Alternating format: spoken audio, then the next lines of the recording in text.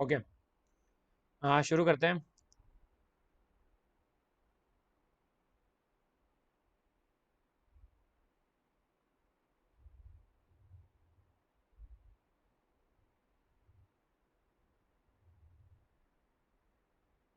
जितने बच्चे ऑनलाइन हैं एक बार प्लीज़ मुझे ऑडियो और वीडियो कंफर्मेशन दे दो।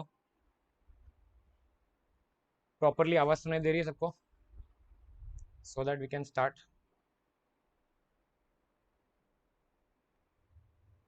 हाँ, आज का लेक्चर थोड़ा 10-15 मिनट लेट स्टार्ट हुआ है। I know for a fact, I am sorry. थोड़े टेक्निकल इश्यूज थे इसकी वजह से, वरना यूजुअली अपनी क्लास जो होती है वो 7 o'clock को स्टार्ट हो जाती है। ठीक है, जितने बच्चे ने ज्वाइन कर लिया ऑलरेडी, एक बार मुझे प्लीज़ कंफर्मेशन दे दीजिए, आवाज़ आ रही है प्रॉपरली?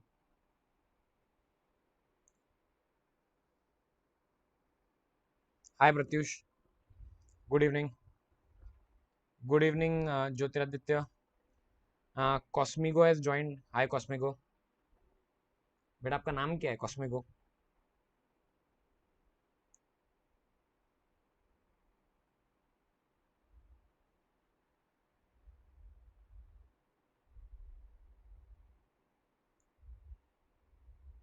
चलो, बढ़िया। आई थिंक से सबको आवाज़ आ रही है प्रॉपरली। शुरू करते हैं। मैं तो आज के लेक्चर के लिए बहुत ज़्यादा एक्साइटेड हूँ। हमारे जितने भी क्लासेस ऑलरेडी हो चुके हैं, आप लोग जानते हो, अगर टेलीग्राम चैनल को अब तक सब ज्वाइन नहीं किया है तो प्लीज़ ज्वाइन कर लेना। लिंक मैंने डिस्क्रिप्शन में डाल दिया है। ठीक है, क्लासेस अगर आपको एनरोल करनी है, याद रखना ये हमारी लास्ट क्लास है यूट्यूब के ऊपर। इसके बाद सारी जो क्लासेस रहेंगी गाइज, वो मेरी कहाँ रहेंगी? जूम प्लेटफॉर्म पे रहेंगी, only for the enrolled students. ठीक है, जो ये 3 क्लासेस थी वो 3 क्लासेस मैंने ओपन रखी हैं सबके लिए। अगर आपको ये क्लासेस ज्वाइन करनी है, ये वीडियो देखने के बाद अगर आपको ज्वाइन करना है तो डिस्क्रिप्शन में लिंक है, उस पर क्लिक करके आप एनरोल कर सकते हो। ठीक है, जाहिर सी बात है, पहले 3 लेक्चर्स या जो लेक्चर आपके मिस हो गए हैं उसके आपको रिकॉर्डिंग देख के लाइव बैच में ज्वाइन करना पड़ेगा। ठीक है, लाइव बैच जूम पे प्लेटफॉर्म पे कंडक्ट होगी, ऑनलाइन लाइव रहेगी और उसकी रिकॉर्डिंग्स भी आपको डेफिनेटली मिलेंगी। बुक्स आपके घर पे डिलीवर होती हैं। ठीक है, चलिए, without wasting any time let's start with our class. Guys, हमने बहुत सारे कंटेंट जो था वो चैप्टर नंबर 1 का कवर किया है। ठीक है, आज हम लोग हमारी गाड़ी को और आगे बढ़ाने वाले हैं। ठीक है, एक बार मुझे बस कमेंट्स में बताना कि जहाँ पे बेसिकली आज हमने चैप्टर नंबर 1, मेरे ख्याल से जब हमने चैप्टर 1 स्टार्ट किया है, बहुत सारे पॉइंट्स हमने ऑलरेडी कवर किए हैं। We have understood what exactly, एकदम जैसे मुझे बहुत सारे बच्चों का मैसेज आया कि सर, आपके जो लेक्चर्स चल रहे हैं, ठीक है, इसमें आप एकदम डिटेल में पढ़ा रहे हो, एकदम डेप्थ में पढ़ा रहे हो, एज इफ अगर कुछ बच्चों का ये पहला सीए का लेक्चर है फिर भी उसको समझ में आ जाएगा। ठीक है, तुम्हारी लाइफ का अगर ये पहला सीए लेक्चर है, still there is no problem, you will definitely understand everything. I am starting from that level, assuming that you don't know anything. ठीक है, हमने पहले के 2 लेक्चर्स है उसमें मीनिंग खत्म कर लिया था ऑडिट का। आफ्टर दैट गाइज, हमने एडवांटेजेस ऑफ ऑडिट जो होते हैं, ठीक है, ऑडिट के एडवांटेजेस हमने कंप्लीट कर लिए थे। We understood what exactly are the advantages. Advantages cover करने के बाद हमने फिर क्वालिटीज ऑफ द ऑडिटर भी समझ ली थी। ठीक है, हमने ऑडिटर की क्वालिटीज समझ ली थी सारी की सारी। उसके बाद गाइज हमने ये भी समझ गए थे हम लोग कि auditing and assurance standard board क्या होता है, ये auditing and assurance standard board भला क्या करता है वो भी हमने देख लिया था। ठीक है, हमारा स्कोप ऑफ ऑडिट ये आंसर देखना बाकी है। हमने टाइप्स ऑफ ऑडिट भी कंप्लीट कर लिया था, एंड इनफैक्ट हमने एक बहुत इंपॉर्टेंट आंसर लास्ट क्लास में खत्म किया था, इनहेरेंट लिमिटेशंस ऑफ ऑडिटिंग, जहां पे हमने देखा था कि आज ऑडिटर को बाय हुक और बाय क्रुक ही has to basically give reasonable assurance. The reason is that because auditing suffers from these inherent limitations. And मैंने इसको याद करने का आपको एक टेक्निक बताया था, that it is a fact that they exist. FACT, nature of financial reporting, F for financial reporting, A से आता है अपना audit, nature of audit procedures, C से हमारा था कॉस्ट बेनिफिट और T से टाइमलाइन। ठीक है, ये बेसिकली हमने याद करने के बाद हमने आंसर्स कंप्लीट किए थे। ठीक है, चलो आगे बढ़ते हैं हम। और प्लस हमने 2-3 पॉइंट्स भी देखे थे जो MCQs के लिए, करेक्ट इनकरेक्ट के लिए ज़्यादा रेलिवेंट पॉइंट्स हैं, वो भी हमने लास्ट क्लास में कवर किए थे। ठीक है, अब हम लोग थोड़ी बात हमारी आगे बढ़ाते हैं, थोड़े और 2-3 आंसर हम लोग इस आज के लेक्चर में कवर करेंगे। ठीक है, चलिए सबसे पहले समझते हैं, explain the concept of, if you see on the screen, what exactly is the concept of true and fair view. बच्चों, जैसे कि आप जानते हो, हम as an auditor, pay attention, as an auditor जो मुझे अपना ओपिनियन देना होता है, that opinion is on the true and fair view of the financial statements. क्या बोला मैंने? It is on the true and fair view of the financial statements. Basically जो क्लाइंट है, क्लाइंट अपने फाइनेंशियल्स प्रिपेयर कर रहे हैं, एंड एज एन ऑडिटर मैं उन फाइनेंशियल्स को चेक कर रहा हूँ। तो मुझे ये चेक ये करना है कि वेदर द फाइनेंशियल स्टेटमेंट्स, क्या बोला मैंने, whether these financial statements show a true and fair view, true and fair view, ये आपको आंसर देना है। तो ये आंसर देने के लिए, ये आपने शायद से सेंटेंस मेरे मुंह से सुना भी रहेगा पहले, राइट, कि financial whether the financial show a true and fair view, ये सेंटेंस आपने मेरे से सुना होगा। पर ये मीनिंग क्या है इस ट्रू एंड फेयर व्यू का, वो हम लोग आज इस क्वेश्चन में समझ रहे हैं। ठीक है, व्हाट एग्जैक्टली सर इस ट्रू एंड फेयर व्यू का मतलब क्या होता है। ठीक है, तो समझना भी केयरफुली। इसका मतलब होता है कि अगर लेट्स सपोज करते हैं एक कंपनी है, ठीक है, देयर इज अ कंपनी, उस कंपनी का नाम है एक्स लिमिटेड। एंड गाइस, अगर एक्स लिमिटेड बोल रहा है कि उनकी एक, लेट्स सपोज करते हैं ऐसे एक फैक्ट्री है, ठीक है, एक फैक्ट्री है इनकी सूरत में, ठीक है, ऐसा ये लोग बोल रहे हैं। So therefore the ideology is that, आज एक्स लिमिटेड बोल रहा है कि भाई मेरी एक सूरत में फैक्ट्री है, तो जाहिर सी बात है एक्स लिमिटेड का कि भाई जो बैलेंस शीट है, उस बैलेंस शीट में यहाँ पे क्या ना, इसे एक दिखना चाहिए, जैसे फैक्ट्री बिल्डिंग है तो इन दैट केस बिल्डिंग में दिखना चाहिए इधर, बराबर ना, कि यहाँ पे इसकी जो वैल्यू है वो यहाँ पे दिखनी चाहिए। आप अगर यहाँ पे आप बोल रहे हो आपकी एक बिल्डिंग है, लेकिन यहाँ पे अगर आपने दो बिल्डिंग्स बताई है, ठीक है, that is not a true and fair view.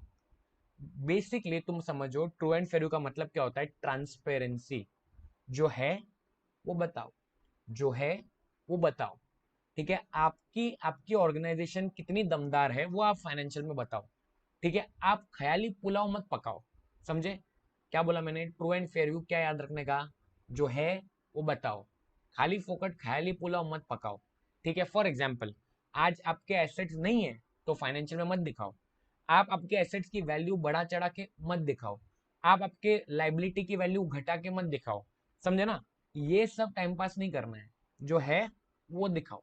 मतलब प्योर प्योर ट्रांसपेरेंट रहो, क्या रहो भाई, प्योर प्योर ट्रांसपेरेंट रहो।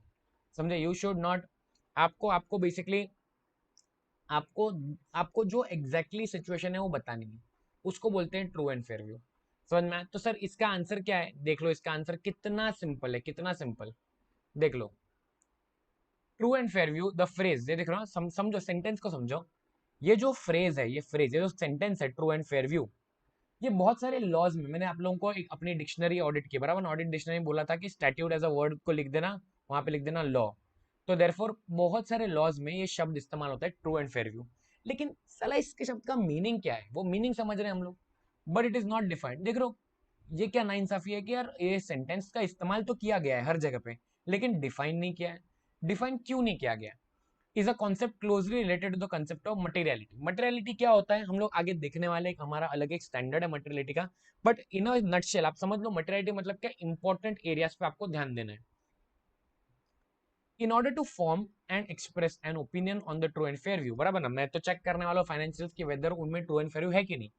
ऑडिटर को एग्जामिन करना पड़ता है, चेक करना पड़ता है एसेट को, लाइबिलिटी को, इनकम को, एक्सपेंस को, and are recorded at such amount and in such account which are in accordance with the accounting policies and principles and no material transaction has been omitted। एकदम सरल भाषा में समझे तो इन दैट केस जो asset है, जो जो एसेट जिस अकाउंट में दिखने चाहिए, जो एक्सपेंस है जिस अकाउंट में दिखना चाहिए, वही आपने शो किया। आपने इसमें कोई भी ऊपर नीचे नहीं किया है, आपने कोई भी इसमें झोलझाल नहीं किया है। ठीक है, and which are in accordance with the accounting principles, जो आपकी अकाउंटिंग पॉलिसीज बोलती है एग्जैक्टली ऐसे अकाउंटिंग स्टैंडर्ड जो बोल रहे हैं आपने उनका पालन किया है। एंड कोई भी मटेरियल चीजों का आपने ओमिट नहीं किया, जो इंपॉर्टेंट एसेट रेट को गायब नहीं कर दिया, जो है आपने फाइनेंशियल में दिखाया। अब कई बच्चों का दिमाग में आता है कि सर ये डेफिनेशन समझ में आ गई, लेकिन एग्जैक्टली अगर हमें जानना है तो एग्जैक्ट देखो, एग्जैक्ट यहाँ पे बोला गया है, सिंपली स्टेटेड अगर तुम्हें समझना है ट्रू एंड फेयर व्यू का मतलब क्या होता है, इट मीन्स कोई भी एसेट अंडर वैल्यूड नहीं होना चाहिए। उसकी अगर वैल्यू 1 करोड़ है तो उसको 50 लाख नहीं दिखाना है, उसकी अगर वैल्यू 1 करोड़ है तो उसको 2 करोड़ नहीं दिखाना है। एसेट की जो वैल्यू वो दिखाओ, उसको अंडर वैल्यू ओवर वैल्यू मत करो। लाइबिलिटी के साथ भी वही, लाइबिलिटी की जो वैल्यू है उसको अंडर वैल्यू ओवर वैल्यू मत करो। कोई भी मटेरियल एसेट जो है उसको ओमिट मत करो, कोई भी एसेट्स को ओमिट करके नहीं दिखाना। अब तुम्हारे दिमाग में एक सवाल आएगा, सर कौन गधा होगा जो बेसिकली अपने एसेट को दिखाएगा ही नहीं बैलेंस शीट में, बराबर ना, एसेट तो अच्छी बात है भाई, अगर एसेट दिखाएंगे, अगर एसेट दिखाएंगे तो इन दैट केस क्या होने वाला है, हमारे कंपनी की वैल्यू बढ़ेगी तो इसके लिए। लेकिन ध्यान समझना, देखो लॉजिक समझो तुम लोग क्या होता है। ठीक है, ऑर्गेनाइजेशन जो होते हैं, पे अटेंशन, समझिए, ऑर्गेनाइजेशन जो है इनका, ये सपोज करते हैं ये ऑर्गेनाइजेशन को ना बच्चों, डिविडेंड है ना, डिविडेंड, लेट्स सपोज करते हैं डिविडेंड उनको नहीं देना है, डिविडेंड उनको नहीं देना। ठीक है, ये लोग ऐसे हैं जिन इनको है ना इनकम टैक्स नहीं देना है, इनको इनकम टैक्स नहीं देना है, इनको अच्छा नहीं लगता इनकम टैक्स देना। आप जानते हो देश में बहुत सारे मेरे जैसे बहुत कम लोग होंगे जो बेसिकली अपनी पूरी टैक्स लाइबिलिटी बराबर से पे करते हैं। ठीक है, आप जानते हो आजू बाजू में आपके बहुत सारे लोग हैं जो टैक्स बचाते रहेंगे, टैक्स की चोरी करते रहेंगे। होंगे कि नहीं? आप मुझे कमेंट्स में लिख के बताना, आपको ऐसे लोग मिले हैं क्या? जल्दी से बताओ कमेंट्स में, ऐसे लोगों के बारे में सुना है आपने? जितने बजे ज्वाइंट है बताओ, देखा है ऐसे लोगों को जिनको बेसिकली इनकम टैक्स नहीं देना है, जो लोग टैक्स के नाम पे रोते रहते हैं? ठीक है, ऐसे लोग मिले आपको आपके जीवन में?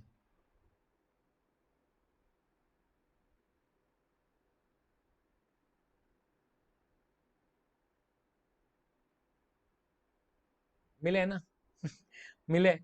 तो वही ऐसे कंपनियां भी ऐसी होती हैं जिनको बेसिकली टैक्स नहीं देना होता है, बराबर ना? यस आंचल बेटा, शीला यस बोल रही है। तो ऐसी बहुत सारी कंपनियां होती हैं। तो ऐसे केस में मुझे बताओ, आज जब आपको इनकम टैक्स नहीं तो आप जानबूझ के कहने से आपका जो इनकम है, आपका इनकम कम दिखाओगे ना, you will show income less, है कि नहीं? देख रहे हो, अगर आपको डिविडेंड नहीं देना है तो इन दैट केस आप आपके डिविडेंड आपको देने का मन नहीं है, तो इन दैट केस क्या करोगे, आप आपकी इनकम कम दिखाओगे, बराबर है कि नहीं? आप इनकम कम दिखाने की ट्राई करोगे, आपके कंपनी दिखाओगे कि यार अरे हमारे पास पैसा नहीं है, पैसा नहीं है, पैसा कहाँ से देंगे, डिविडेंड कहाँ से देंगे, टैक्स कहाँ, पैसा नहीं है, ऐसा आप भिखारी जैसे दिखाओगे खुद को, है कि नहीं? एंड उसका उल्टा फ्लिप साइड, उसकी फ्लिप साइड, अगर समझो आपको आपकी कंपनी किसी को बेचनी है, क्या करना है भाई, आपको आपकी कंपनी किसी को बेचनी है। ठीक है, आपका ऑब्जेक्टिव है that you want to sell your company. ठीक है, you want to sell your company. ऐसे केस में तुम्हें लगता नहीं तुम्हें सामने वाले आदमी को मामू बनाना पड़ेगा? दिल से बताना मुझे कि सामने वाले आदमी को मामू बनाना पड़ेगा कि नहीं? ठीक है, मामू बनाने के लिए तुम क्या करोगे यार, तुम तुम्हारे एसेट ज्यादा दिखाओगे, है ना? तुम तुम्हारे एसेट ज्यादा दिखाने की ट्राई करोगे, तुम तुम्हारी इनकम ज्यादा दिखाने की ट्राई करोगे, ताकि सामने वाले बंदे को लग जाए कि अरे यार क्या कंपनी है, इस कंपनी को खरीद लेते हैं, ऐसा लगेगा ना यार। समझे कि नहीं? सो देयरफॉर देखो, जैसे जिसका ऑब्जेक्टिव है वैसा वो ट्राई करेगा, बराबर ना, अकाउंट्स में मैनिपुलेशन करने के बारे में। ठीक है, जो जिसको अचीव करने का है, मेरे को सामने वाले बंदे को माऊ बनाने का है, तो इन दैट केस मैं क्या करूंगा, मेरे एसेट इनकम की वैल्यू बढ़ा दूंगा। मेरे को यार इनकम मेरे को दिखाने का नहीं है, मेरे को टैक्स नहीं देने का है, तो मैं इनकम घटा दूंगा। तो जैसे जिसका है उस तरह से वो अपने फाइनेंशियल में घोटाले करेगा। ठीक है, हाँ सर, इसका ये मतलब नहीं तुम घोटाले करो, समझ लेना, हाँ, इसका ये मतलब नहीं कि तुम घोटाले करो। हाँ, तो देयरफॉर देखिए, आज जब आप ऐसा कर रहे हो, बराबर ना, आप आपके आज के एसेट्स को दिखा नहीं रहे हो, ओमिट कर रहे हो। आपने क्या किया भाई, आपकी लाइबिलिटी को ओमिट कर रहे हो, लाइबिलिटी को दिखाई नहीं रहे हो कि हमने लोन लेके रखा है एचडीएफसी बैंक से, फाइनेंशियल से उड़ा दिया। सर पे लोन चल रहा है लेकिन फाइनेंशियल में नहीं दिखाया, क्योंकि लोन दिखा दिया तो लोगों को लगेगा कि अरे यार क्या बात करो, इतना बड़ा लोन लेके रखा है, अडानी का सुन लिया तुमने, क्या हो गया, है कि नहीं? Charge on asset if any should be separately disclose, मतलब क्या, अगर यद्यपि कदापि आपने किसी एसेट को गिरवी रखा है, जब आप एसेट को गिरवी रखते हो ना, तो इन दैट केस जिसके पास गिरवी रखा है ना, उसका एक चार्ज क्रिएट हो जाता है प्रॉपर्टी के ऊपर, उस एसेट के ऊपर एक चार्ज क्रिएट हो जाता है, याद रखना। ठीक है, इसको हम लोग डिटेल में पढ़ने वाले हैं लॉ में, चैप्टर नंबर 6 में। क्या बोला मैंने? लॉ में chapter number 6 of companies act, उसके अंदर हम लोग यही चैप्टर पूरा पढ़ने वाले, रजिस्ट्रेशन ऑन चार्जेस, बहुत मजा आने वाला है, माय गॉड। ठीक है, हाँ। तो the point is that guys, कि ये जो चार्ज ऑन एसेट है उसको भी आपको बताना है। फॉर एग्जाम्पल, आज मुझे देखो ये केस में, देख लो, बैलेंस शीट है ना? यहाँ पे फर्ज करते हैं गाइज, फिक्स एसेट दिख रहा है 10 करोड़ का, और यहाँ पे तुमने लोन लेके रखी है, बराबर, लाइबिलिटी साइड इधर लोन लेके रखी है 7 करोड़ की। और तुम्हें बेसिकली क्या करना है, अगर तुम फाइनेंशियल बना रहे हो और तुम्हें ट्रू एंड फेयर व्यू दिखानी है, तो तुम्हें, अगर लेट्स सपोज करते हैं ये एसेट को तुमने ये लोन के अगेंस्ट गिरवी रखा है, तो आपको लिखना पड़ेगा यहाँ पे चार्ज अगेंस्ट लोन, यहाँ पे loan from HDFC, loan from HDFC, charge against loan from HDFC. ये, can I say you are trying to be एकदम खुला ट्रांसपेरेंट, राइट ना? तुम यार एकदम ट्रांसपेरेंट रहने की ट्राई कर रहे हो, तुम सच बता रहे हो, बराबर, तुम सामने वालों को सच बता रहे हो, हाँ यार देखो मेरे पास एसेट है 10 करोड़ का, लेकिन मैंने गिरवी रखा है, तो मैं बोल रहा हूँ मैंने एसेट गिरवी रखा है भाई, डंके की चोट पे मैंने गिरवी रखा है, मैं बोल रहा हूँ। ऐसे इसमें इसको क्या बोलते हैं गाइस? इसको बोलते हैं कि भाई तुम ट्रू एंड फेयर व्यू दिखा रहे हो। ठीक है, देखो तुम्हारा format of the financial statement, should be as per applicable financial reporting framework. मुझे याद नहीं है, मैंने मुझे बताना कमेंट सेक्शन में, क्या मैंने ये वर्ड तुम लोगों को लिखवाया है अपने ऑडिट डिक्शनरी में?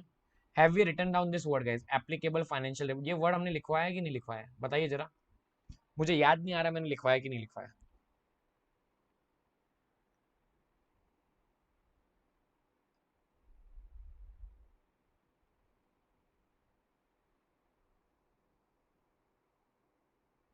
चेक करो अपनी डिक्शनरी बुक चेक करो। बच्चा पार्टी, बच्चा पार्टी डिक्शनरी बुक चेक कीजिए।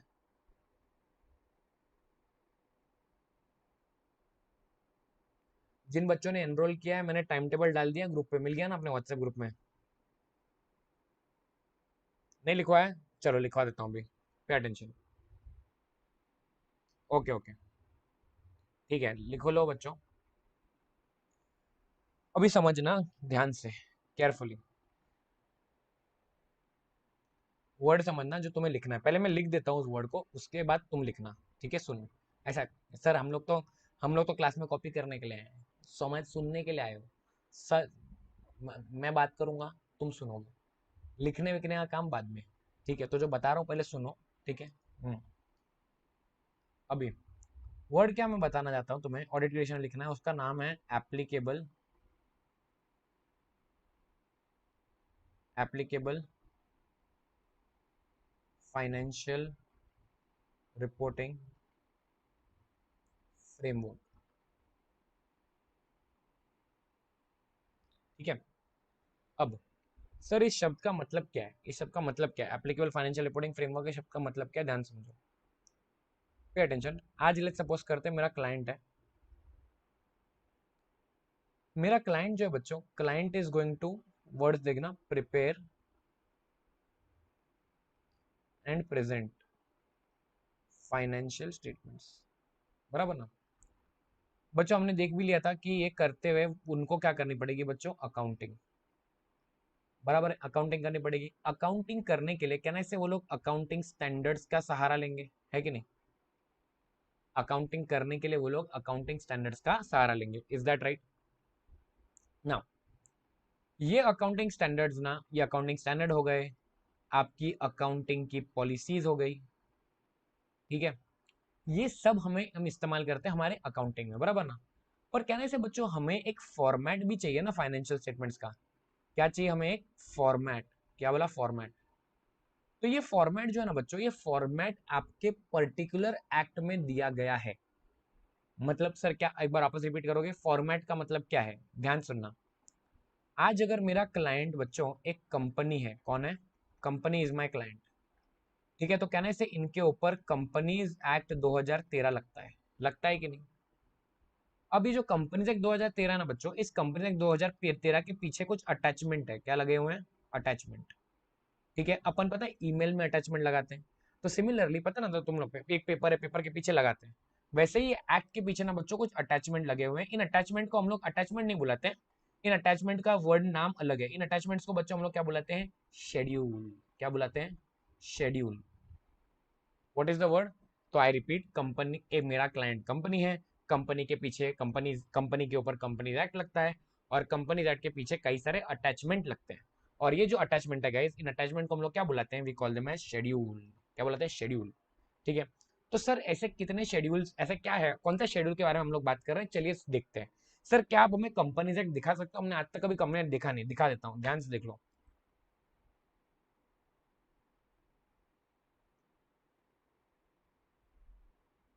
ये देख लो बच्चों, मैं जा रहा हूँ एमसीए पे, कहाँ जा रहा हूँ बच्चों मैं? एमसीए। एमसीए का मतलब क्या है? Ministry of corporate affairs. I hope सब लोगों को दिख रहा है स्क्रीन के ऊपर, ठीक है? मैं कहा हूँ मिनिस्ट्री ऑफ कॉर्पोरेट अफेयर्स की वेबसाइट के ऊपर हूँ, ठीक है? अभी ये मिनिस्ट्री ऑफ कॉर्पोरेट अफेयर्स की वेबसाइट में ओपन करता हूँ, हमारे प्यारे मोदी जी अभी दिखेंगे आपको, ठीक है? मोदी जी का फोटो इन्होंने डाल के रखा हुआ है, देखो, मन की बात, वाह, मन की बात, ठीक है? तो जाहिर सी बात है गवर्नमेंट की वेबसाइट है, तो हमारे जो मोदी जी तो आने आने हर फोटो में, हर फोटो में क्या बोल रहा हूँ, हर वेबसाइट के ऊपर तो मोदी जी आने आने, डायल कर लेना 191, मोदी जी से बात करनी है तो, ठीक है? अभी ध्यान, पढ़ाई पे ध्यान देते हैं, ठीक है? Inviting ideas to celebrate 100 episode, okay, बस ये देखना नहीं अपने को, ठीक है?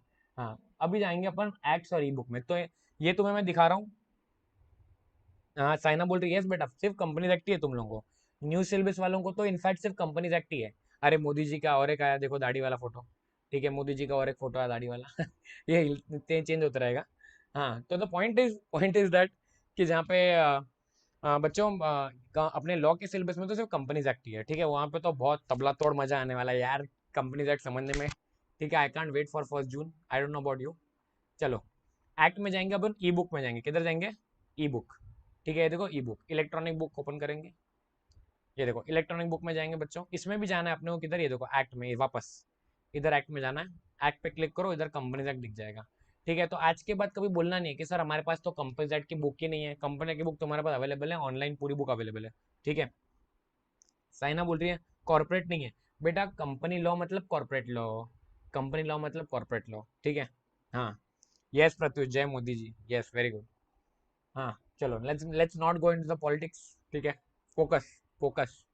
चलो बच्चों, देख रहे हो अपने कंपनीज एक्ट में कितने चैप्टर है, देख लो बच्चों, चैप्टर 1 2 3 4 5 6 अपने सिलेबस में, अपना जो लॉ का जो सिलेबस है ना, लॉ के सिलेबस में बच्चों 10 चैप्टर है।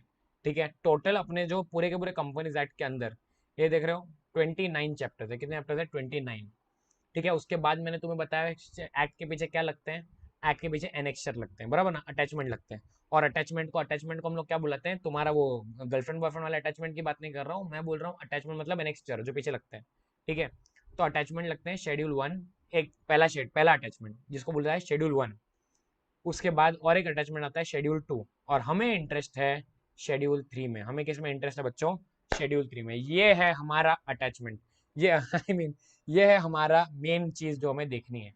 ठीक है, नाम भी देख लो, नाम भी देख लो, क्या देख रहे हो, general instructions, general instruction for preparation of balance sheet and profit and loss account of a company division 1, general instruction for preparation of balance sheet and profit and loss of a company division 2, general instruction for preparation of balance sheet of a company division 3। तो और भी schedules हैं, लेकिन हमें अभी किससे फर्क पड़ रहा है, हमें किससे ध्यान में देना है, only and only schedule 3। Sir ये डिवीजन 2 डिवीजन 3 डिवीजन 4 ये क्या, वन सॉरी डिवीजन 1 2 3 क्या है, ये मतलब क्या first class second class third class public, ऐसा नहीं है। ठीक है, ध्यान समझना, डिविजन्स में क्यों बांटा गया है मैं अभी वो समझाने जा रहा हूँ तुम्हें, वाई एग्जैक्टली ये शेड्यूल 3 को 3 डिवीजन में, पहले ऐसा नहीं था, पहले एक ही शेड्यूल 3 था, अभी उस शेड्यूल 3 के 3 हिस्से बन गए, division 1 division 2 division 3। Yes yes बेटा, डेफिनेटली साइना पूरा काम आने वाला है, you won't believe companies act, मतलब मेरे से लॉ पढ़ने के बाद काफी सारे बच्चों ने सीए के साथ साथ में एलएलबी भी चालू कर दिया है। ठीक है, का पढ़ाई करना।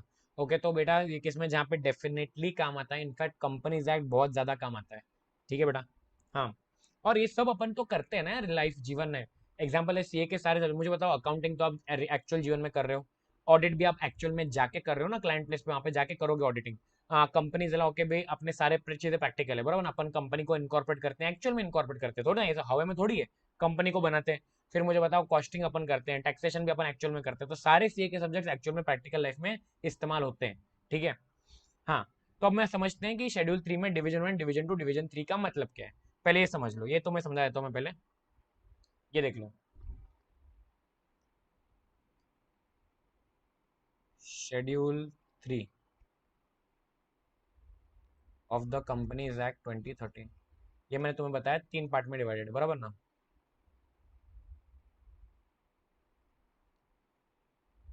डिवीजन 1 डिवीजन 2 डिवीजन 3, बराबर ना। हाँ, इतने इतने इतने बच्चे जो लेक्चर देख रहे हैं, बराबर ना, भाई मैंने बताया था कि कभी तो कमेंट कर दिया करो यार। ठीक है, लेक्चर हो जाने के बाद मेन वीडियो पे कमेंट कर दिया करो, कभी तो बाद में वापस देखोगे तब लाइक कर दिया करो। ठीक है, इतना भी क्या अपने लाइक को अपने पास रखना। ठीक है, तो प्लीज इंश्योर करना, लाइक नहीं किया तो प्लीज लाइक कर देना। ठीक है, चलो, डिवीजन 1 क्या बताता है बच्चों, डिवीजन 1 बताता है फॉर्मेट फॉर कंपनीज, ठीक है, that follow what, accounting standard, क्या फॉलो करते हैं बच्चों, अकाउंटिंग स्टैंडर्ड। डिवीजन 2 किसके लिए बच्चों, division 2 is the format for companies that follow end S, क्या नाम है बच्चों, इंड एस। सर ये क्या है, अभी आपने यहाँ पे तो अकाउंटिंग स्टैंडर्ड लिखा हुआ है, ये इंड एस क्या है, ध्यान सुनना, ये इंडेक्स जो है बच्चों, आपको पहली बात तो सीए फाइनल में आने वाले, आप इनको सीए फाइनल में सीखोगे। इनको समझ लो अपडेटेड वर्जन, क्या बोला मैंने, updated global updated version of accounting standard. Basically क्या बोला मैंने, बेसिकली ध्यान सुनना। देखो क्या हुआ पता है, ध्यान समझना। पहले जब मोदी जी आए, ठीक है, मोदी जी ने आके बोला कि, मोदी जी ने क्या बोला पता है आके, देखो दुनिया, पहले अपन लोग तो इंडिया में जो है, ठीक है, भारत देश महान, जय भारत महान, ठीक है, तो भारत देश में बच्चों हम लोग अपना रहे थे अकाउंटिंग स्टैंडर्ड, बराबर ना ये। अब ग्लोबली क्या बोला मैंने, ग्लोबली दुनिया वाले अपनाते हैं, क्या अपनाते हैं, IFRS, क्या अपनाते हैं, IFRS। इनको क्या बुलाते हैं बच्चों, इंटरनेशनल फाइनेंशियल रिपोर्टिंग स्टैंडर्ड। नाम भी इतना बड़ा तगड़ा है, और भाई स्टैंडर्ड भी इतने तगड़े हैं। ठीक है, अपन देखो इतने छोटे मोटे अकाउंटिंग स्टैंडर्ड इस्तेमाल कर रहे थे, ये लोग क्या ग्लोबली क्या इस्तेमाल करते हैं, सारा पूरा दुनिया, इंटरनेशनल फाइनेंशियल रिपोर्टिंग स्टैंडर्ड। ठीक है, तो अब क्या हुआ, जैसे ही मोदी जी आए, दिखा ना अपन ने फोटो, जैसे ही मोदी जी आए, दिखाया था मैंने तुम लोगों को भी फोटो। हाँ, तो मोदी जी ने बोला कि एक कुछ नहीं, अप्लाई कर दो, लगा लो, अकाउंटिंग से हटाओ, मेरे को नहीं चाहिए, देश, हमारा देश ग्लोबल हो जाएगा, IFRS लगाओ, हमारे इंडिया भी IFRS इस्तेमाल करेगा, हम भी ग्लोबल जाएंगे। ऐसा बोला मोदी जी ने, मैंने नहीं, ऐसा बोला मोदी जी ने। ठीक है, तब क्या हुआ बच्चों, तब उनके टीम वाले जो थे ना, टीम वाले जो थोड़े दिमाग क्या बोल रहा हूँ मैं, तब जो उनकी टीम मेंबर्स थे, ठीक है, जो बेसिकली आज दिमाग वाले लोग हैं, ठीक है, जो उनके टीम मेंबर्स थे, वो टीम मेंबर्स जो थे ना, मतलब उनका कैबिनेट, कैबिनेट वालों ने बोला सर ये IFRS जो है ना, IFRS ये इंटरनेशनल स्टैंडर्ड पे है, और हम लोग क्या है, लोकल स्टैंडर्ड पे आज भी है। ठीक है, हम लोग आज भी ग्लोबल अभी तक गए नहीं है, ठीक है, हम लोग अभी भी डेवलप्ड इकोनॉमी में आते नहीं है। ठीक है, तो ये जो IFRS है ना, ये हमारे से बहुत आगे है, ये हमारे पे अप्लाई नहीं, हमारे पे लागू होना काफी कठिन है। तो आप इनको डायरेक्टली मत लगाओ, समझे, IFRS जो है ना, इनको डायरेक्टली मत घुसेड़ो इंडिया में। ठीक है, हम क्या करते हैं, हाँ, तब हम IFRS फॉलो, हाँ, तो क्या था कि IFRS डायरेक्टली मत घुसेड़ो। ठीक है, तो इन तब उन्होंने क्या बोला पता है, जो मोदी जी के सलाहकार थे, उन्होंने बोला एक काम करते हैं ना सर, इन दोनों का मिक्सचर बनाते हैं, इन दोनों का मिक्सचर बनाते हैं, उसको बुलाते हैं हम लोग इंडेस।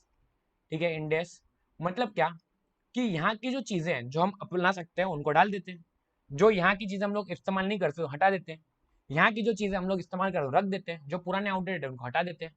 ऐसा करके बच्चों एक नया निर्माण हुआ इंडेस का। ठीक है, समझे। तो आई होप अभी इंडेस समझ में आ गया होगा तुम लोगों को क्या है।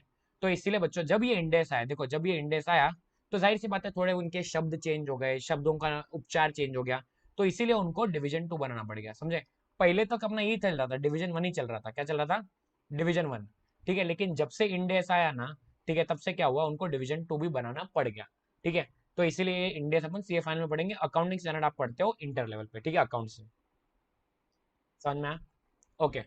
अच्छा, और एक पॉइंट, मेरे को बहुत सारे बच्चों का मैसेज आया कि सर हम आपके पास, हम लोग लॉ ऑडिट तो पढ़ रहे हैं, ठीक है, लेकिन हम लोग बाकी के सब्जेक्ट कहाँ पढ़े।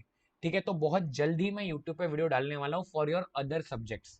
ठीक है, तो याद रखना कि बाकी के सब्जेक्ट्स कहाँ से लेने हैं वो भी आपको इसी चैनल पे मैं बताऊंगा। ठीक है, अच्छा सर, तो फिर डिवीजन 3 क्या है, ये डिवीजन 3 का क्या माजरा है, ध्यान समझना। डिवीजन 3 क्या बच्चों, डिवीजन 3 इज द फॉर्मेट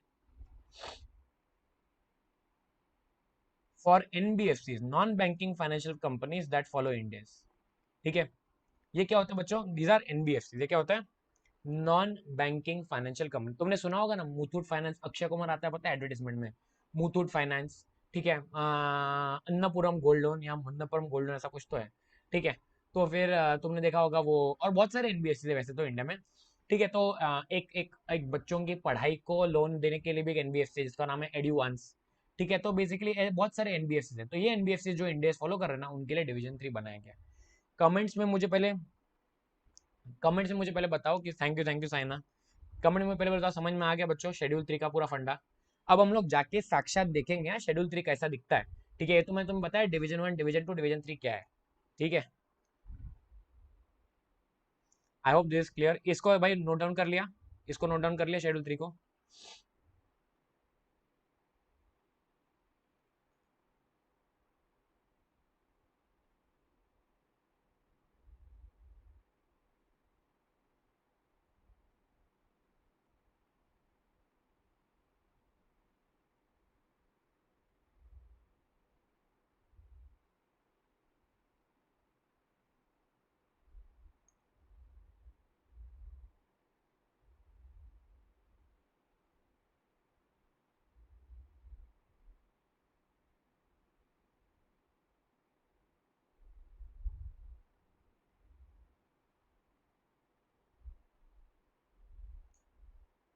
चलो डन,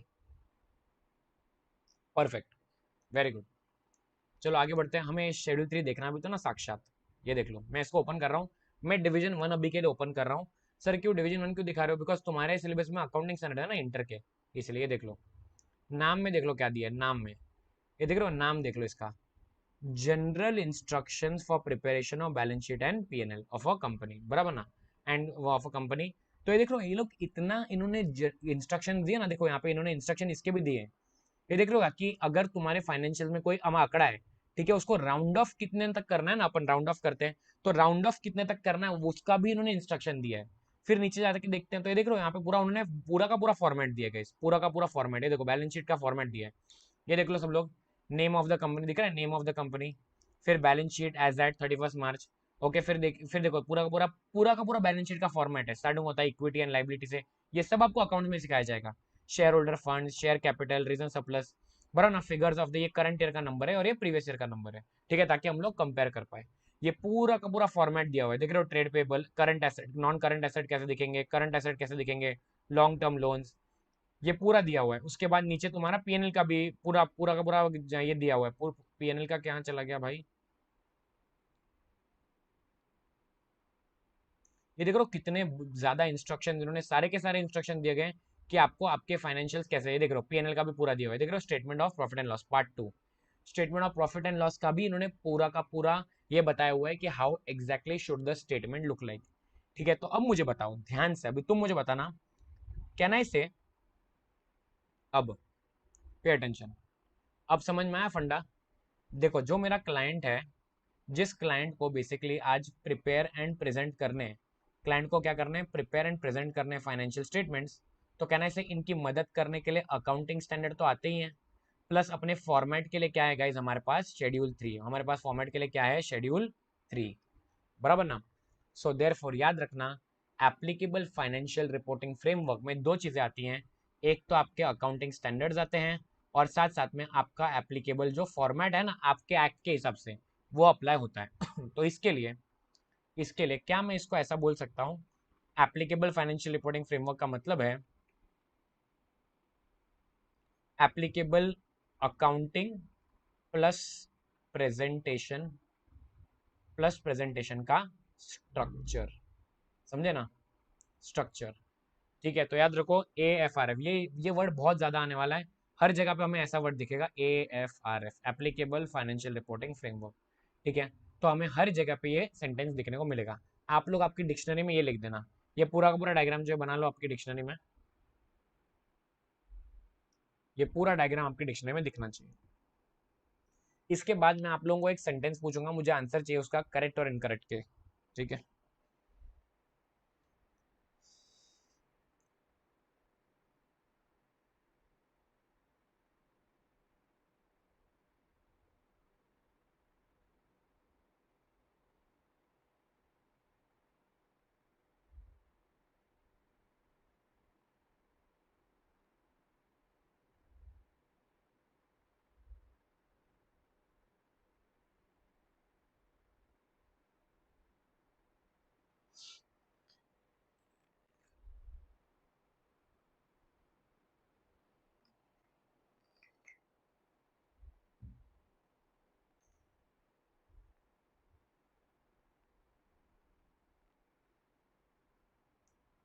डन बच्चों, can I tell you that sentence?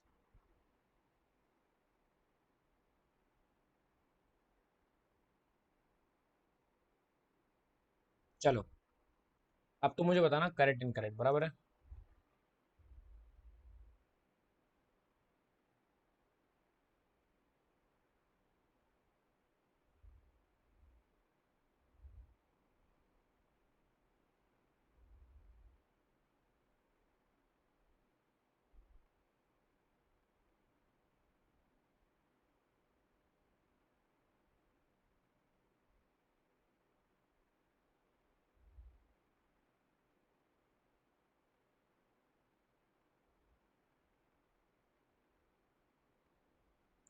हाँ बच्चों बोलो, सेंटेंस है, every organization has to prepare and present its financial statements as per AFRF। बताइए क्या लग रहा है आपको, ये सेंटेंस करेक्ट है?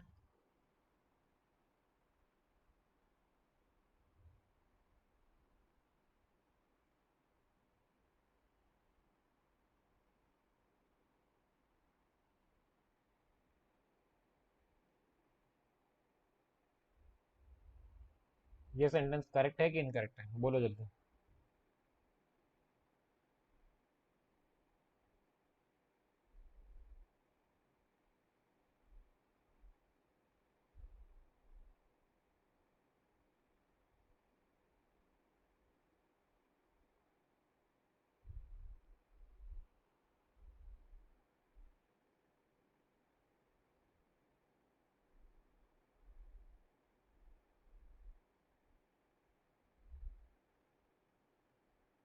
बताओ। मैं वापस बोलता हूँ, ध्यान सुनना। क्या every organisation has to prepare and present, मैंने आपको क्या बताया था, एप्लीकेबल फाइनेंशियल रिपोर्टिंग फ्रेमवर्क का मतलब क्या होता है? अकाउंटिंग स्टैंडर्ड, बराबर ना, प्लस आपका जो फॉर्मेट। ठीक है, तो मुझे बताओ, हर एक ऑर्गेनाइजेशन के ऊपर जैसे अप्लाई हो रहा है, ठीक है, जो आपके ऊपर अप्लाई हो रहा है, या अकाउंटिंग स्टैंडर्ड्स तो अकाउंटिंग स्टैंडर्ड्स, इंडेस तो इंडेस, उसको मद्देनजर रखते हुए अपने फाइनेंशियल प्रिपेयर करने होते हैं कि नहीं करने होते?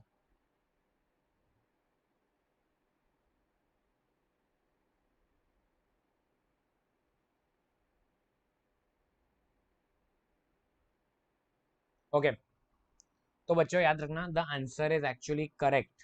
ठीक है, मैंने देखा एक दो बच्चे इनकरेक्ट बोल रहे थे, मैंने यही तो तुम लोगों को अभी 2 मिनट पहले सिखाया यार। ठीक है, दैट हर ऑर्गेनाइजेशन जो होता है उसको अपने फाइनेंशियल प्रिपेयर करने होते हैं, बराबर ना। और लोग कैसे प्रिपेयर करेंगे? हाँ, और वो लोग कैसे प्रिपेयर करेंगे? एज पर AFRF, बराबर ना। जो अकाउंटिंग स्टैंडर्ड अप्लाई होते हैं उसको देख के, और जो फॉर्मेट अप्लाई होता है उसको देख के वैसे बनाएंगे। Yes Raunak, absolutely right, you correct. ठीक है, चलो। अरे बच्चों, ये समझ में आया, the answer actually is correct. हाँ, ये याद रखना, आंसर करेक्ट है। ठीक है, इनकरेक्ट नहीं है अभी। Very good Aanchal, yes. चलो, now second point, tell me the next question. अब देखना,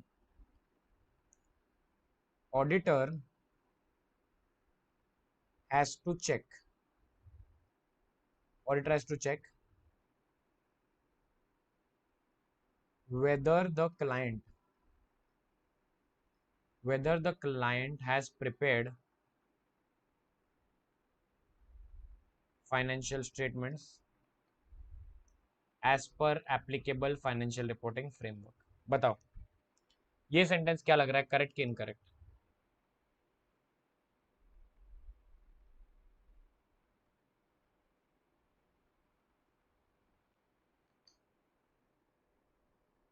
जल्दी बताना, क्या लग रहा है?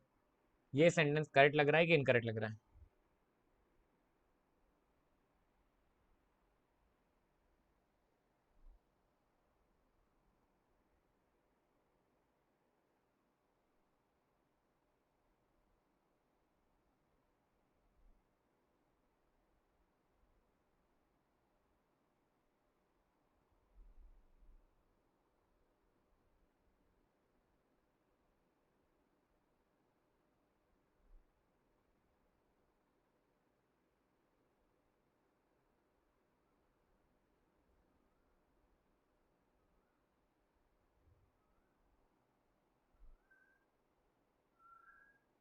वेरी गुड, एब्सोल्यूट है, सबका आंसर करेक्ट है।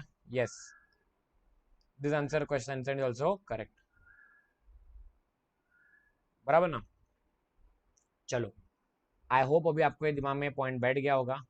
ठीक है, अपन जो आंसर पढ़ रहे थे उसको पढ़ते हैं, ये देख रहे हो ना। हाँ, एक बार अभी याद करना बच्चों, हम लोग कहाँ पे थे? हम लोग ये देख रहे थे, हम लोग ये देख रहे थे कि ट्रू एंड फेयर व्यू किसको कहलाते हैं, बराबर ना। ट्रू एंड फेयर व्यू किसको कहलाते हैं बच्चों? जब format of your financial statements is as per AFRF, बराबर ना। अभी मैंने तुम लोगों को यही सिखाया। नेक्स्ट पॉइंट बच्चों, अगर तुम ट्रू एंड फेयर व्यू तब दिखा रहे होगे जब आपने आपके अकाउंटिंग पॉलिसीज को आपके अकाउंटिंग स्टैंडर्ड्स के हिसाब से सिलेक्ट किया है। ठीक है, और आपके जो भी एक्स्ट्रॉर्डिनरी नॉन रिकरिंग आइटम्स का आपने सेपरेट डिस्क्लोज किया है। फॉर एग्जाम्पल लेते हैं loss by fire, loss by fire, can I से इट्स एन एक्स्ट्राऑर्डिनरी आइटम बच्चों, ये बार बार नहीं होता है बराबर ना, इसको भी आपको सेपरेटली डिस्क्लोज करना है। तो 100 बात की एक बात, अगर तुम नोटिस करोगे गाइस, ट्रू एंड फेयर का जो अंडरस्टैंडिंग है ना काफी सिंपल है। ठीक है, अपने को एज एन ऑडिटर ये देखना है कि ये सारे पॉइंट्स मिलने चाहिए। इन शॉर्ट, अगर आपको लग रहा है कि अकाउंटिंग बराबर से हुई है, सारे के सारे ट्रांजैक्शन बराबर से रिकॉर्ड किए गए हैं, ठीक है, एसेट्स को ओवर वैल्यू नहीं किया, अंडर वैल्यू नहीं किया है, लाइबिलिटीज को ओवर वैल्यू अंडर वैल्यू नहीं किया है, एसेट्स को ओमिट नहीं किया है, लाइबिलिटीज को ओमिट नहीं किया है, अगर आपको लग रहा है फॉर्मेट बराबर है, अगर आपको लग रहा है अकाउंटिंग स्टैंडर्ड बराबर से इस्तेमाल किए गए हैं, अगर आपको लग रहा है प्रॉपर डिस्क्लोजर दिए गए हैं, then in that case client के financials are showing a true and fair view. ठीक है, I hope this point is crystal clear now. चलिए आगे बढ़ते हैं।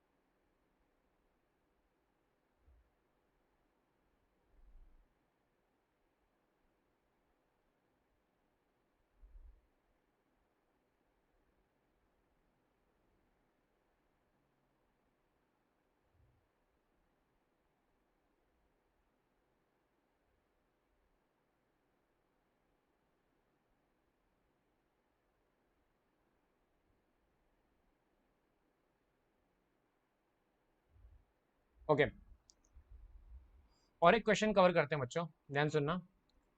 Explain the difference between audit and investigation. ठीक है, तुम मुझे बताओ केयरफुली, एज एन ऑडिटर जब मैं क्लाइंट प्लेस पे जाता हूं, तो बच्चों क्या मैं फ्रॉड ढूंढने वहां पे जा रहा हूं? That is my first question. ठीक है, आई रिपीट, जब एज एन ऑडिटर, ऑडिटर जो है, जो एक प्रैक्टिसिंग चार्टर्ड अकाउंटेंट है, जब वो क्लाइंट प्लेस पे जा रहा है, ठीक है, तो क्या वो फ्रॉड आइडेंटिफाई करने जा रहा है? क्या is he going there to identify fraud? तो याद रखना, बिल्कुल ही नहीं। आप वहां पे फ्रॉड ढूंढने नहीं जा रहे हो। आप वहां पे केवल क्यों जा रहे हो? आप वहां पे चेक करने जा रहे हो केवल फाइनेंशियल स्टेटमेंट्स को। ठीक है, पर सर अगर फ्रॉड, फ्रॉड करते करते, क्या मैं बोल रहा हूँ, फाइनेंशियल स्टेटमेंट्स चेक करते करते, ठीक है, अगर आपको कुछ भी, अगर आपको कुछ भी दिखता है, ठीक है, which exactly can be related as fraud, तो आपको केवल उसको क्लाइंट को इन्फॉर्म करना है। क्लाइंट को इन्फॉर्म करो, क्लाइंट को इन्फॉर्म करो। ठीक है, मैं रिपीट करता हूं, आंख नाक कान मुंह खुले रख के सुनना। एज एन ऑडिटर आपका काम केवल क्लाइंट प्लेस पे जाके फाइनेंशियल्स को चेक करना है।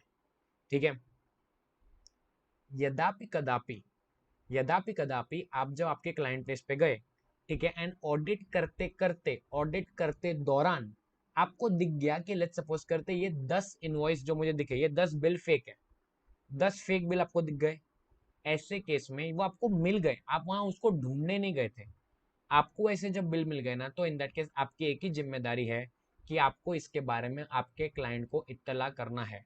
क्या बोला मैंने? You have to simply inform the client about it. समझ में आया बच्चा पार्टी?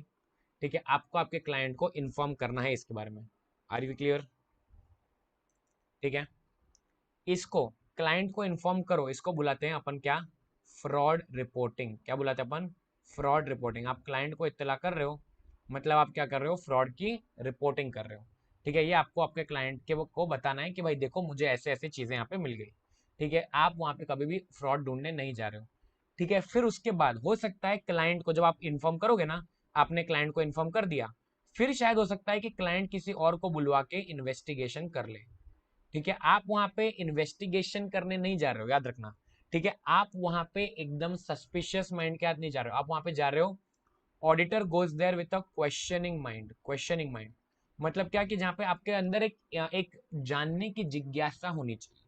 क्या बोला मैंने? क्वेश्चनिंग माइंड का मतलब क्या है? चीजों को जानने की जिज्ञासा होनी चाहिए।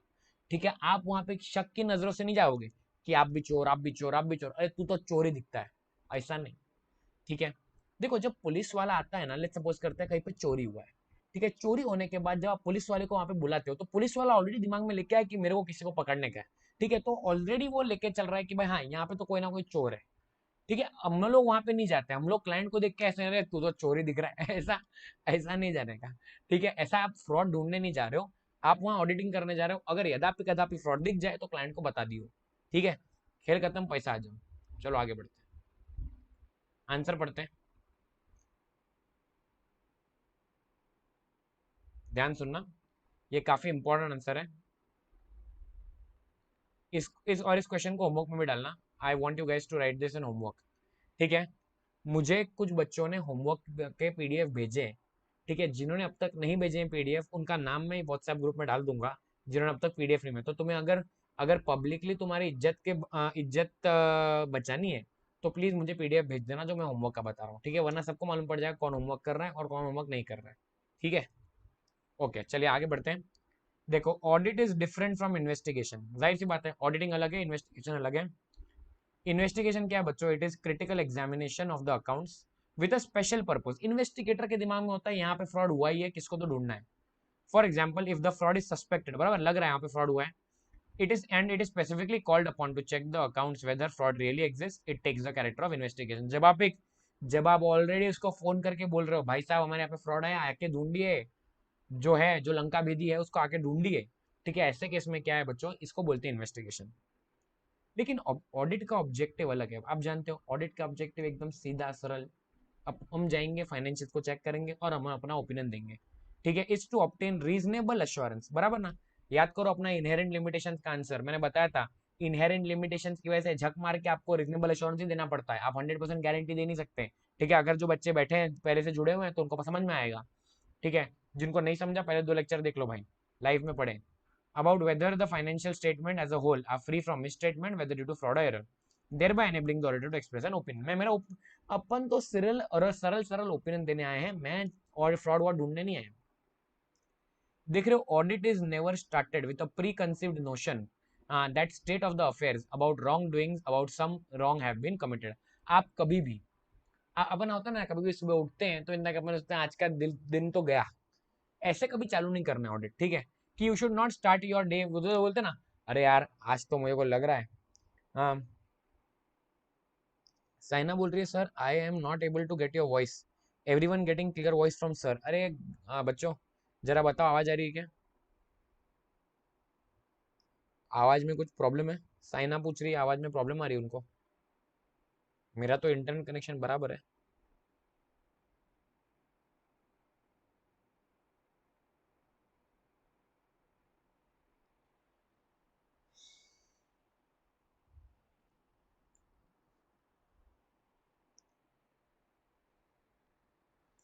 इतना भाव खाते हैं ना बच्चे, रिप्लाई करने के पहले इतना भाव खाते हैं बच्चे, ठीक है। आंचल बोल रही है यस, प्रत्युष बोल रहा है नो। अबे क्या हो रहा है भाई, ये आवाज आ रही कि नहीं तुम्हें। प्रत्युष तेरा नो सर मतलब क्या, आवाज नहीं आ रही है कि प्रॉब्लम नो वाला सर। रौनक बोल रहा है yes sir voice is clear, perfect. Raunak बोल रहा है voice is clear, very good. Anybody else, Saina बेटा एक काम करो ना, बंद करो वापस रिजॉइन कर लो, समझे, नेट वेट बंद कर दो, मोबाइल बंद कर दो, रिजॉइन कर लो, शायद से ठीक हो जाए। चलो एवरीबॉडी लेट्स गो अहेड, ठीक है आगे बढ़ते हैं। Therefore audit is never started with, देख रहे हो हाँ प्री कंसीव्ड नोशन, ठीक है, अपना होता है ना यार, अरे यार यस यस बेटा fault in, yes fault in your device, yes, पर तू बोला आ रहा है, वेरी गुड। हाँ अरे अपना होता है ना यार, अपन सुबह सुबह उठते हैं अरे यार आज किसका चेहरा देख लिया, आज का दिन तो गया, ऐसा होता है ना यार अपना, ठीक है। तो इन दैट केस को क्या बोलते हैं, ऑडिट इज, तो अपन बोल रहे हैं कि मैं मेरा दिन एक ऑलरेडी एक चीज से स्टार्ट कर रहा हूँ, वैसा प्री कंसीव्ड नोशन, ठीक है। ये थोड़ा सर ये क्या करने का, ये थोड़ा अंग्रेजी बहुत ज्यादा हाईफाई है, कुछ नहीं कर सकते, ठीक है। इंग्लिश पिक्चर देखो, ठीक है, तो इन दैट केस तुम्हें थोड़ा समझ में आएगा, इंग्लिश न्यूज़पेपर पढ़ो, ठीक है, थोड़ा समझ में आए, इंग्लिश न्यूज़ देखना चालू करो, थोड़ा अंग्रेजी और बेटर होगा, ठीक है। अंग्रेजी के लिए कुछ नहीं कर सकते, क्लास लगानी पड़ेगी और कुछ नहीं कर सकते, ठीक है। हाँ सर रही बात, audit is never started with the pre conceived notion about the state of affairs, मतलब मैं ऑलरेडी एक माइंडसेट लेके नहीं चलूंगा, अरे यहाँ पे सब चोर बैठे हैं, ऐसा माइंडसेट लेके नहीं जाने का, ठीक है, कि उन्होंने कुछ तो गलत ही किया होगा, कि उन्होंने कुछ तो रॉन्ग कमिट किया होगा, ऐसा कभी चालू नहीं करते अपन audit. The auditor seeks to report what he finds in normal course of examination. However, it is quite possible that sometimes investigation results from the prima facie findings of the auditor. Prima facie मतलब क्या, आम सामने। Prima facie finding मतलब क्या, जो आपको first आपको जो फाइंडिंग्स आपको मिली उससे हो सकता है इन्वेस्टिगेशन चालू हो जाए। मैंने आपको बताया मेरे को जो मिलेगा मैं क्लाइंट को बताऊंगा, क्लाइंट फिर इन्वेस्टिगेशन कराएगा। It may happen auditor has given some findings of serious concern, such finding में प्रॉम्प्ट फॉर कॉलिंग इन्वेस्टिगेशन। हो सकता है मेरे बताने के बाद उनको बत्ती चले, अरे यार हमें तो इन्वेस्टिगेशन करना पड़ेगा, ऑडिटर को ये 10 बिल फेक मिले, हो सकता है और भी बिल फेक हो जाए, तो वो लोग फिर इन्वेस्टिगेशन करेंगे, वो उनका लुकआउट है, अपना लुकआउट नहीं है। अरे डन डन डन बोलो, मुझे क्वेश्चन नंबर 15 समझ में आया सब लोगों को? Late me know in the comments. Thank you नहीं बेटा, thank you for the confirmation. हाँ बच्चों, कंफर्म में क्वेश्चन नंबर 15 बताओ मुझे, समझ में आया क्या, तो हम लोग आगे बढ़े। आज यार टाइम कहाँ जा रहा है समझ में नहीं आ रहा है यार, 8:15 बज गए, पता ही नहीं चला यार तुम लोगों के साथ बैठे बैठे कब टाइम निकल जाता है। हाँ, कुछ कुछ लोग तो बस आते हैं बैठते निकल जाते हैं, कुछ बात ही नहीं करते। ऐसे बच्चों को क्या बोलने का अभी, बातें करते रहो ना यहाँ पे।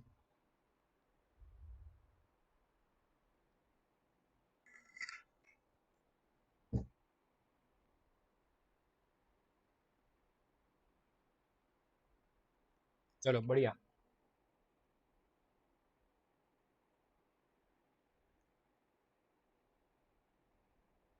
ओके, एक छोटा सा क्वेश्चन देख लो बच्चों। क्वेश्चन नंबर 14 देख लो, फीचर ऑफ ऑडिटिंग। ठीक है, ये एकदम सिंपल क्वेश्चन है। ये क्या है, बेस्ड ऑन डेफिनेशन है, सिंपल क्वेश्चन है बेस्ड ऑन डेफिनेशन। ओके देख लो, सब अपन ने जो डेफिनेशन पढ़ा था ना। सर क्या थी सर क्या बात करो, आपने डेफिनेशन सिखाई थी, हाँ पहले दिन पे सिखाई थी भाई। Okay, audit is a systematic and independent examination of financial information of an entity, whether profit earned or not, irrespective of its size or legal form, when such an examination is conducted with a view to expressing an opinion thereon। याद है? सो ये देखो ना, audit क्या है बच्चों, is an independent examination, मतलब क्या, इंडिपेंडेंट चेकिंग, मतलब क्या, इंडिपेंडेंट चेकिंग। बराबर है।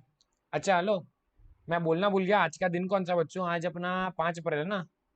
5 अप्रैल है एंड टुडे इज वेनसडे, बराबर ना। टुडे इज वेनसडे, राइट, आज वेनसडे को लेक्चर हो रही है ना अपनी। अपना नेक्स्ट क्लास में तुम्हें बताया, नेक्स्ट क्लास जो रहने वाला है।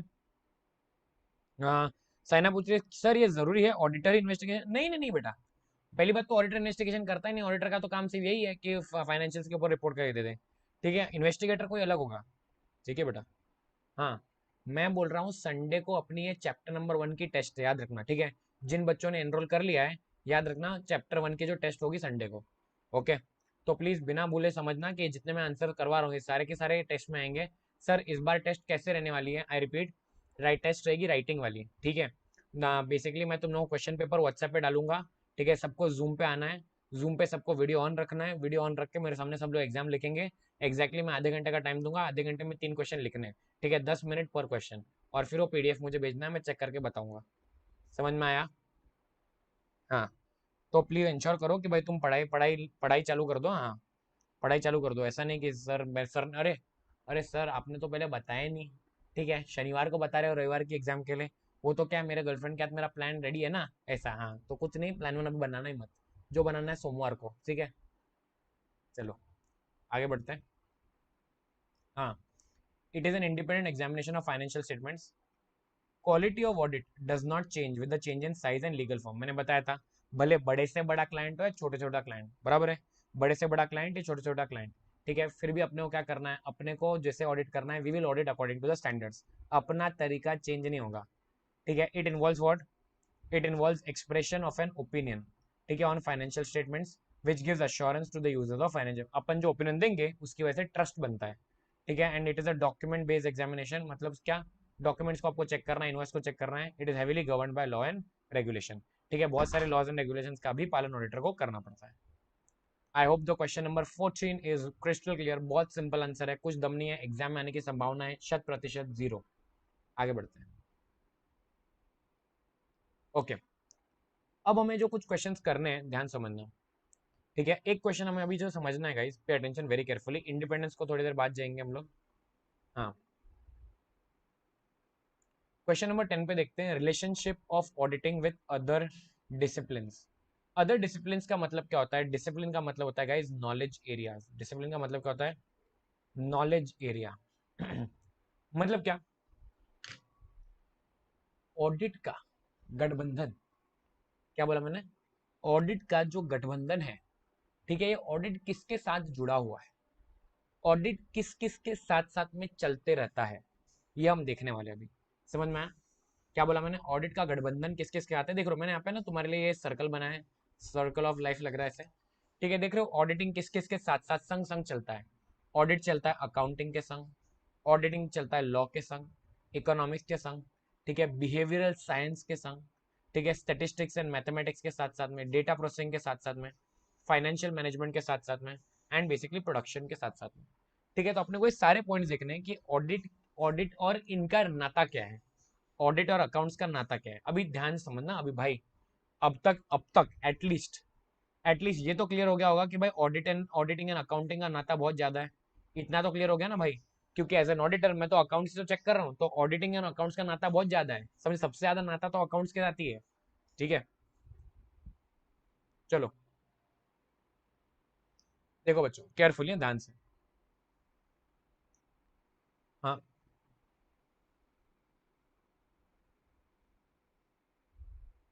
यस यस साइना बेटा, thank you, thank you so much. हाँ बच्चों, ऑडिटिंग का नाता अकाउंटिंग के साथ, बराबर ना?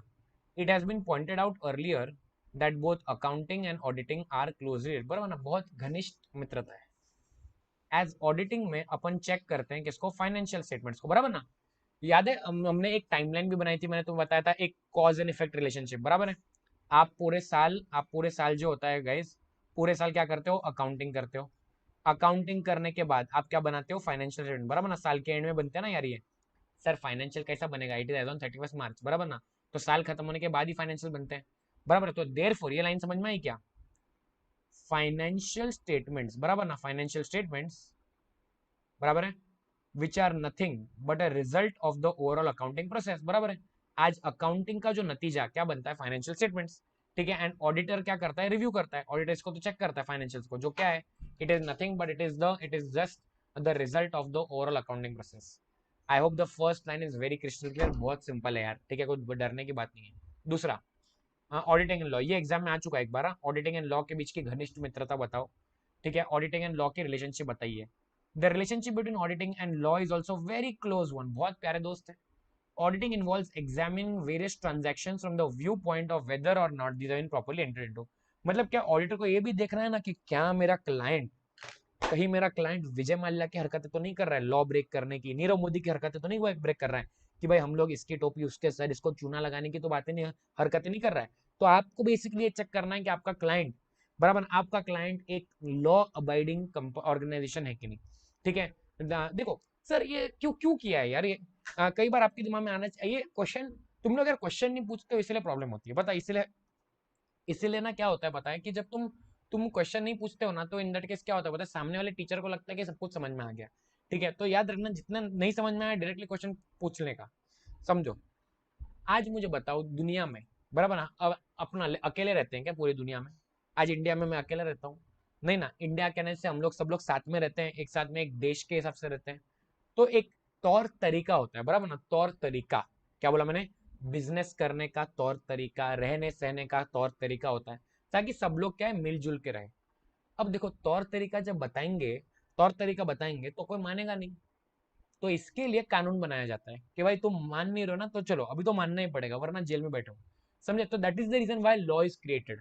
समझे, लॉ क्यों बनता है? ताकि सब लोग उसको माने, ठीक है। ताकि क्या, हम लोग देखो, हमने तो बताया कि देखो तुम्हें लीगल काम करना, इलीगल काम मत करो, लेकिन फिर भी लोग इलीगल काम करते हैं।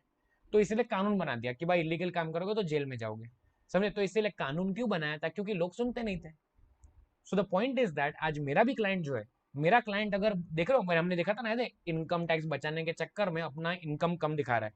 जाहिर सी बात है ना यार, इनकम टैक्स नहीं देने का तो इनकम कम दिखाओ, तो ये कर रहा है, ठीक है। तो कहना इससे ये मेरे को पकड़ना पड़ेगा ना उधर, कि भाई ये तुम क्यों कर रहे हो, द रिलेशनशिप, बिकॉज मैं, मेरे को ये चेक करना है कि तुम्हारे जो ट्रांजेक्शन है वो बेसिकली लीगल तो है कि नहीं है।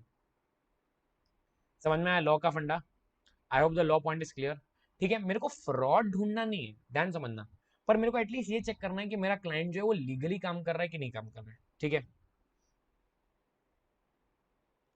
साइना पूछ रहे सर ये लोग बैंक को कैसे लूट लेते हैं बेटा? बैंक को बैंक को लूटना कैसे बेटा? तो इन दैट केस आपको को बैटमैन बैटमैन को पिक्चर देखना पड़ेगा जोकर का, ठीक है, जिसमें वो दिखाया है बैंक को कैसे लूट लेते हैं। ठीक है। हाँ, या फिर वो तो है ही अपना क्या बोलते हैं, अरे यार अपना जो ये नेटफ्लिक्स वाला शो का नाम क्या है यार, मैं नाम भूल गया नेटफ्लिक्स शो का। वो लोन लेते हैं वो पे बैक, अच्छा ओके ओके, हाँ अच्छा ऐसा पूछ रहा हूँ। नीरव मोदी ने क्या किया, अच्छा और विजय मल्ल्या ने क्या किया, हाँ ये जो प्रत्युष ने लिख दिया ना, ये लोग लोन लेते हैं और रिपे नहीं करते तो बैंक डूब गई।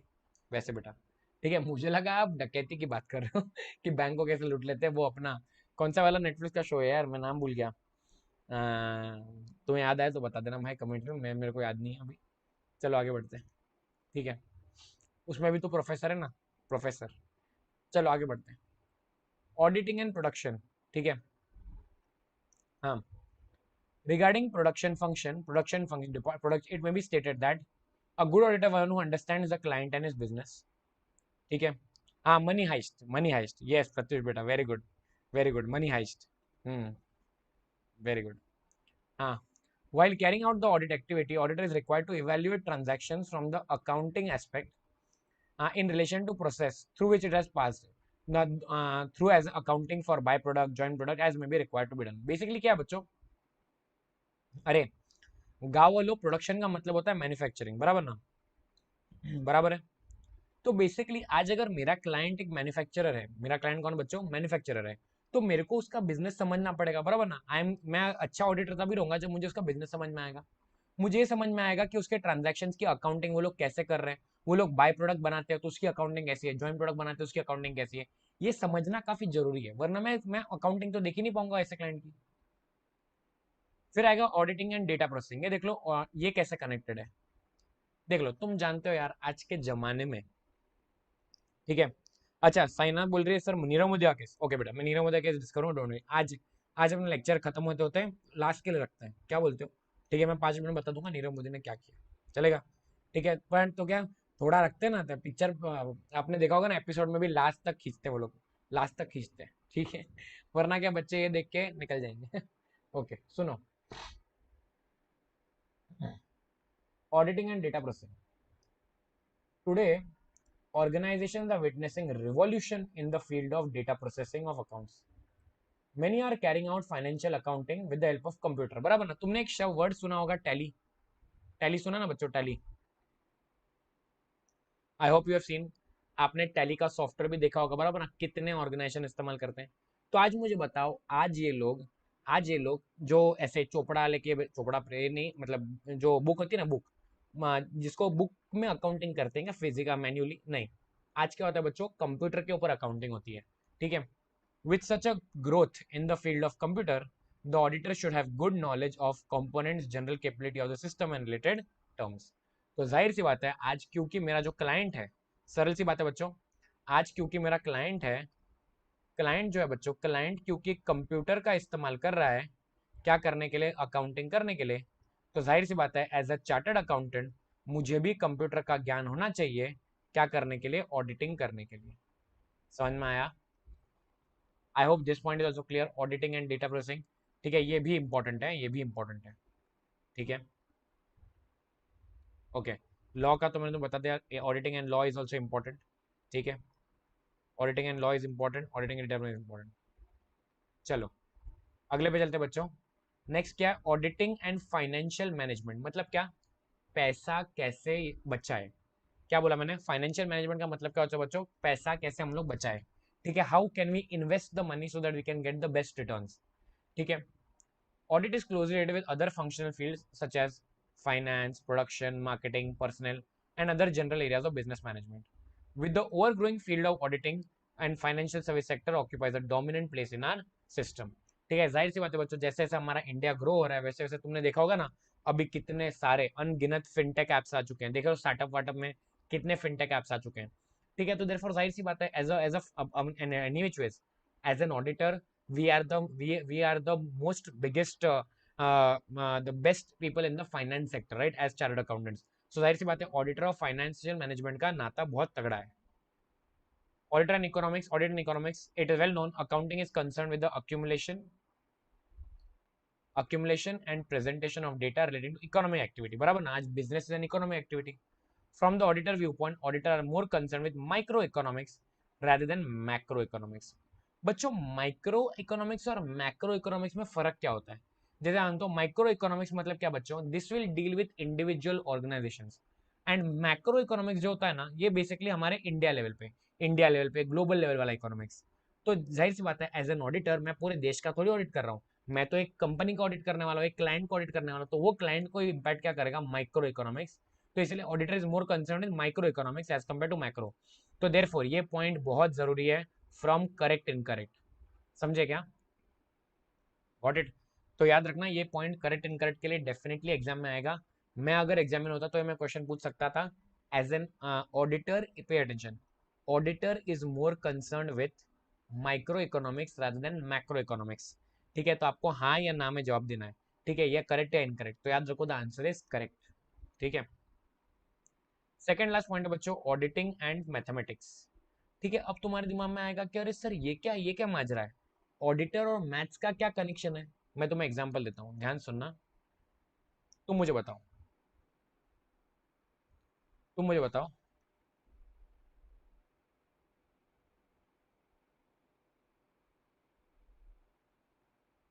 सेल्स जो है,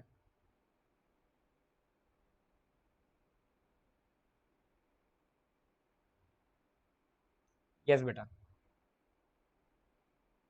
सेल्स जो है फॉर 1920,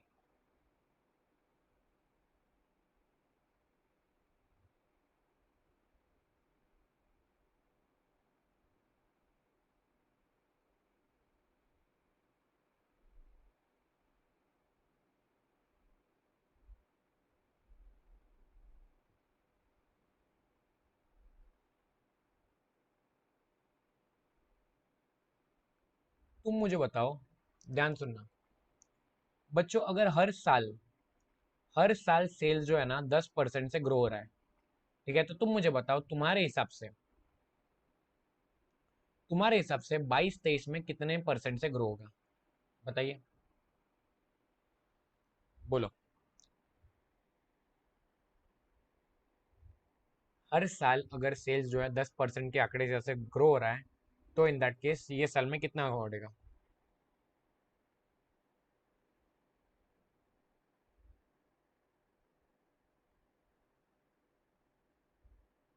वेरी गुड, जाहिर सी बात है कितना बढ़ने वाला बच्चों, 10% ना। ये देख रहे हो, कहना इससे आपने क्या किया अभी बच्चों, हमने अभी ट्रेंड एनालिसिस किया, क्या किया? Trend analysis. ठीक है, हमने क्या ट्रेंड एनालिसिस, हमने बेसिकली स्टैटिस्टिक्स को देखा, क्या देखा? स्टैटिस्टिक्स को देखा, एंड हमने समझा कि ये साल का जो पीएनएल डेबिट में पीएनएल क्रेडिट में नंबर होना चाहिए सेल्स का, वो एटलीस्ट उतना होना चाहिए जो 10% बढ़ जाए। समझ में आया फंडा?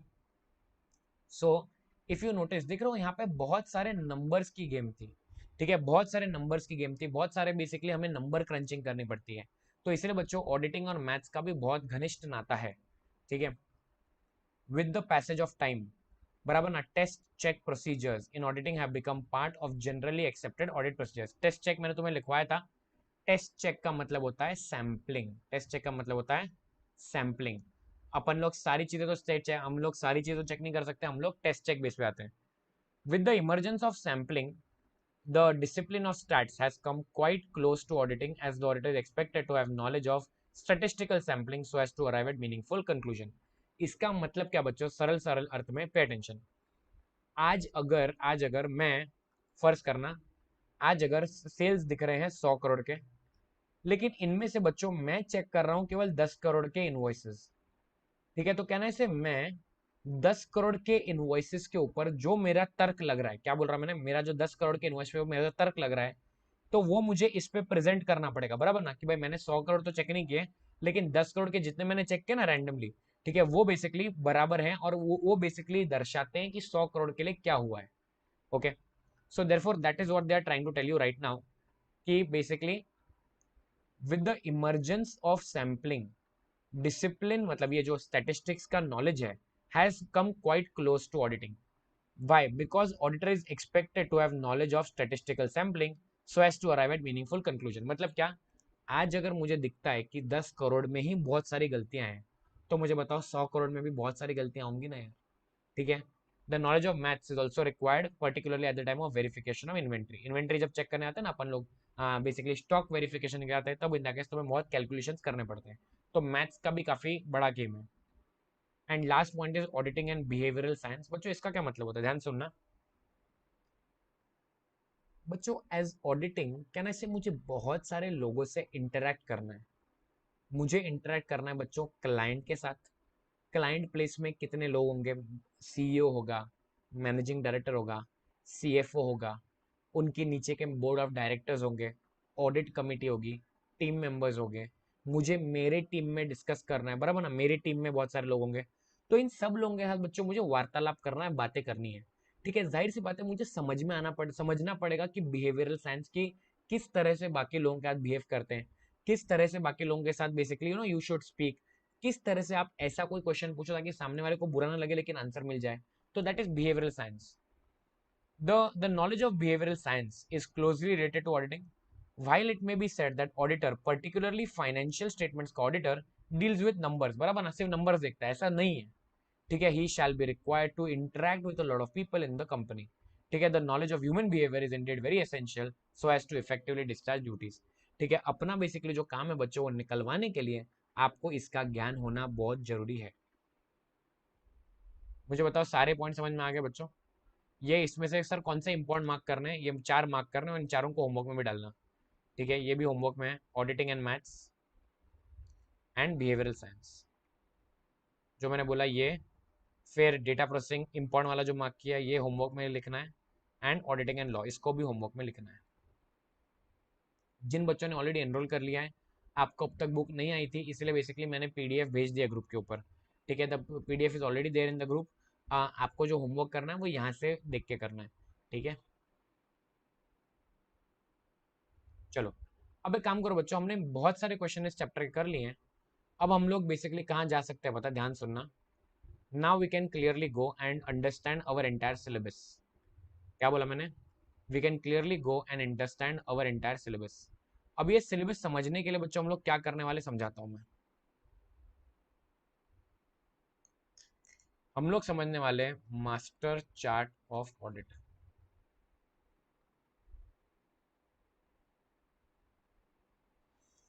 ठीक है बच्चों, हम क्या समझने वाले, master chart of audit. Sir तो क्या ये मास्टर चार्ट हमें आपके साथ साथ में बनाना है? मेरी मेरी बात मानोगे तो अभी मत बनाओ। ठीक है, I want you guys to simply listen. ठीक है, पहले सुनो इसको। ठीक है, क्योंकि ये क्या होने वाला पता है, ये एक हमारे लिए माइंड मैप होगा। क्या होगा ये हमारे लिए? This will be our mind map. ठीक है, जिसको हम लोग कई बार पूरे सिलेबस में रिफर करने वाले हैं। ठीक है, इससे हमारे कुल मिला के कुछ 4-5 क्वेश्चंस तो ऐसे क्लियर हो जाएंगे बिकॉज ऑफ दिस चार्ट। समझ में आया? ओके सर, आज ऑलरेडी 8:30 बज के गया आज हमारा, हाँ क्योंकि मैंने 15 मिनट लेक्चर लेट चालू किया था आज, तो इसलिए आज मैं थोड़ा एक्स्ट्रा लेक्चर ले रहा हूँ। समझ में आया? But don't worry, next 10-15 minutes में ये चार्ट जैसे रेडी हो जाएगा, आई विल लीव यू। समझ में आया? चलो शुरू करें। अच्छा सर, क्या हम लोग ये माइंड में आपके साथ में बनाए? मेरे एडवाइस है मत बनाओ क्योंकि ये चार्ट थोड़ा बड़ा है। ठीक है, तो क्या ऐसा ना हो जाए कि जहाँ पे तुम्हारे पास जगह कम पड़ जाए। ठीक है ना, केयरफुली सुनो।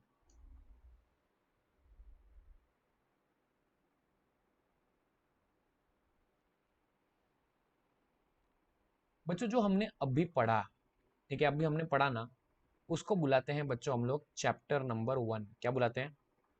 Chapter number 1। और इसका पूरा नाम क्या पता है? नेचर,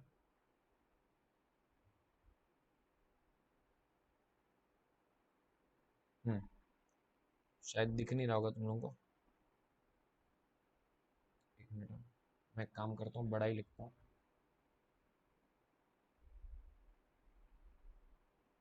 हाँ बच्चों, ऊपर पहले एक तो लाइन छोड़नी है।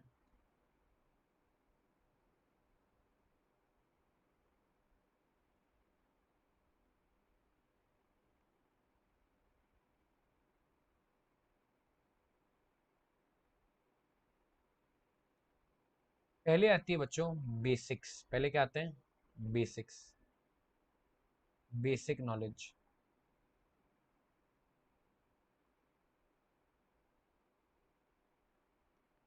ऑडिट की बेसिक नॉलेज जो होती है ना बच्चों, वो कहाँ आती है पता है? We get that in chapter number 1। ठीक है, जहाँ हम लोग देखते हैं बच्चों nature, mainly objective and scope. साथ साथ में बच्चों इसके बाद हमें चालू करना है एक चैप्टर नंबर 5। क्या? तो चैप्टर नंबर 5 जिसका नाम है बच्चों फ्रॉड रिस्पॉन्सिबिलिटीज।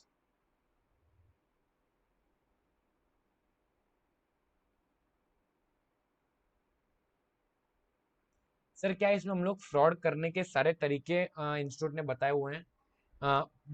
सेंटेंस को गौर से समझना, किस तरह से मार्केट में फ्रॉड्स होते हैं वो समझाए गए, ताकि एज एन ऑडिटर जो है आप एटलीस्ट सतर्क रहो। मैं ऐसा नहीं बोल रहा हूँ जाके उनको ढूंढो, एटलीस्ट सतर्क रह पाओगे। ठीक है, तो ये बच्चों दोनों चैप्टर जो है ना आपके बेसिक्स बहुत स्ट्रॉन्ग करते हैं, दोनों चैप्टर। पहला चैप्टर नंबर 1 जो हम लोग अभी अभी पढ़ रहे हैं, और चैप्टर नंबर 5 फ्रॉड की जो जिम्मेदारी है ऑडिटर की फ्रॉड के प्रति, वो सब कुछ क्या करता है बच्चों, ये सब हमारे हेल्प करता है हमारे बेसिक ज्ञान को ठीक करने के लिए। समझ में? इसके बाद बच्चों जो ऑडिटिंग होता है, ऑडिटिंग, ठीक है, याद रखना ऑडिटिंग बच्चों 3 पार्ट में डिवाइडेड है। क्या बोला मैंने? 3 पार्ट में ऑडिटिंग पूरा डिवाइड होता है। पहला पार्ट होता है बच्चों फर्स्ट पार्ट, इसको बोलते हैं प्लानिंग। इसको क्या बोलते हैं? प्लानिंग। दूसरा पड़ाव जो होता है हमारे ऑडिटिंग का बच्चों उसको बोलते हैं परफॉर्मिंग। क्या बोलते हैं? परफॉर्मिंग। एंड बच्चों आखिरी पड़ाव जो होता है हमारे ऑडिट का उसको बोलते हैं रिपोर्टिंग। क्या बुलाते हैं? रिपोर्टिंग। समझ में आया? सर अगर अगर मुझे ये तीनों चीजें जो है, ये तीनों स्टेजेस जो है, ये तीनों stages at the student level समझने हैं, तो स्टूडेंट लेवल के कहने से बच्चों तुम तुम्हारे पढ़ाई की प्लानिंग करते हो, फिर सच में पढ़ाई करते हो और लास्ट में एग्जाम जाके लिख देते हो, बराबर ना? सेम लॉजिक यहाँ पे भी अप्लाई होता है बच्चों, प्लानिंग, परफॉर्मिंग, रिपोर्टिंग। ठीक है, ऑडिट के 3 स्टेप है, step 1, step 2, step 3, planning, performing, reporting. ठीक है, तो अभी मैं पहले डिटेल में बात करूंगा प्लानिंग स्टेज की। किसकी बात करूंगा? प्लानिंग स्टेज की। ठीक है, कि भाई साहब प्लानिंग स्टेज में क्या क्या होता है, ध्यान समझना। प्लानिंग स्टेज में बच्चों हम लोग बनाते हैं सबसे पहले एक ऑडिट की स्ट्रैटेजी। क्या बनाते हैं बच्चों? ऑडिट की पूरी स्ट्रैटेजी बनाते हैं। ठीक है, स्ट्रैटेजी के साथ साथ में बच्चों हम लोग बनाते हैं ऑडिट का एक प्लान। ऑडिट का क्या बनाते हैं? प्लान। ठीक है, फिर उसके बाद हम लोग बनाते हैं टाइम टेबल ऑफ ऑडिट की क्या चीज कब होनी चाहिए, उसको बुलाते हैं बच्चों ऑडिट का प्रोग्राम। क्या बुलाते हैं? ऑडिट का प्रोग्राम। और साथ साथ में ना बच्चों ध्यान से समझना भी, साथ साथ में बच्चों हम लोग क्या करते बताएं, हम लोग इसके साथ ना एक काम करते हैं जिसको बोलते हैं risk assessment, risk assessment procedure. क्या काम करते हैं हम लोग? रिस्क को असेस करने का काम करते हैं। अभी ध्यान समझना, रिस्क असेसमेंट प्रोसीजर का मतलब क्या होता है, पे अटेंशन। इसका मतलब है बच्चों आइडेंटिफाई करना। क्या बोला मैंने? आइडेंटिफाई करते हैं हम लोग किसका पता है? Risk of material misstatement. क्या बोला मैंने? Risk of material misstatement. ठीक है, तो तुम्हारा जो ऑडिट का डिक्शनरी है ना, ऑडिट के डिक्शनरी में जाके ये शब्द लिख दीजिए, रिस्क ऑफ मटेरियल मिसस्टेटमेंट। बाजू में, उसके बाजू में ये भी लिखना ROMMS। क्या लिखना है? Risk of material misstatement, ROMMS। और इसका मीनिंग भी लिख देना। क्या लिखना है मीनिंग बच्चों? फाइनेंशियल स्टेटमेंट्स में गलती होने के चांसेस, फाइनेंशियल में गलती होने के की चांस। क्या बोला मैंने? फाइनेंशियल स्टेटमेंट में गलती होने के चांसेस। ठीक है, इसको क्या बुलाते हैं बच्चों? We call this as what?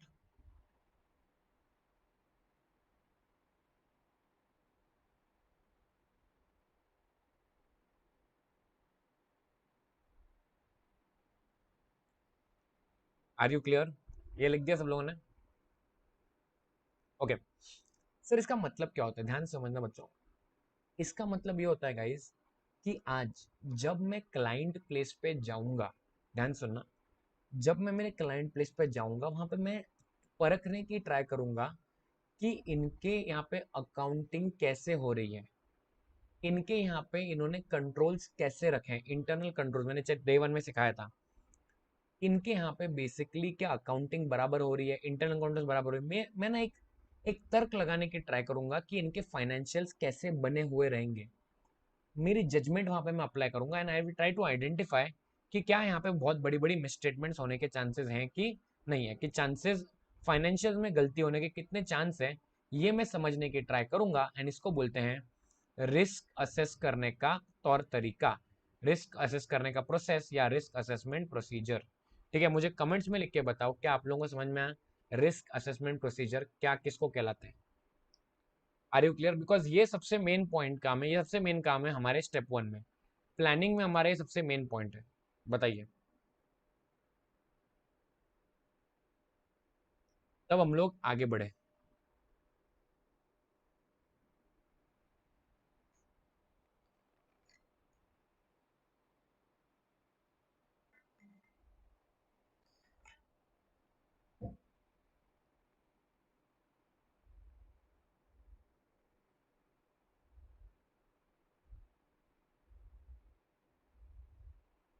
Okay, Pratyush बोल रहा है नहीं सर, वापस समझाता हूँ मैं।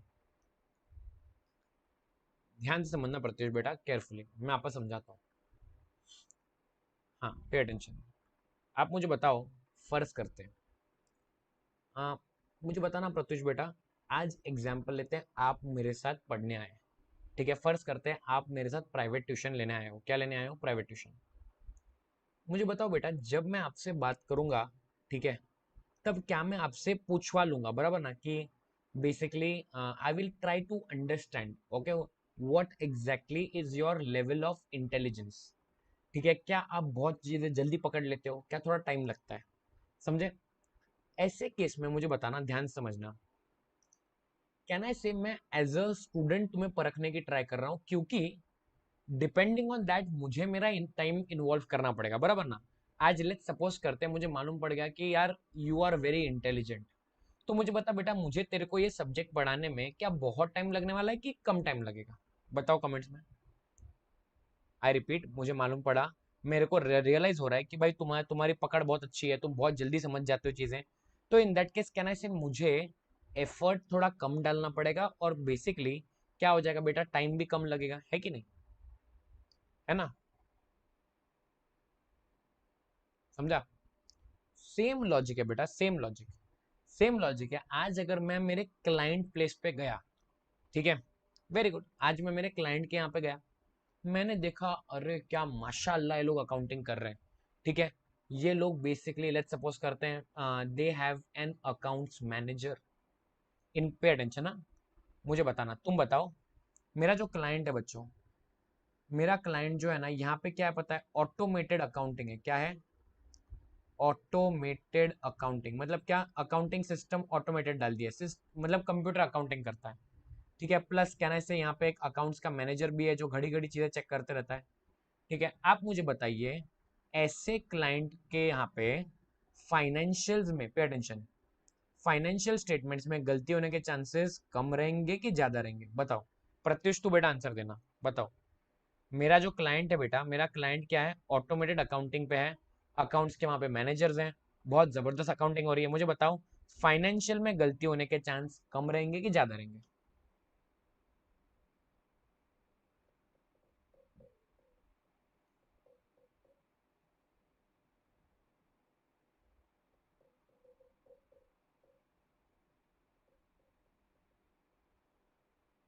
Very good, absolutely right, financial में गलती होने के चांस कम रहेंगे बेटा।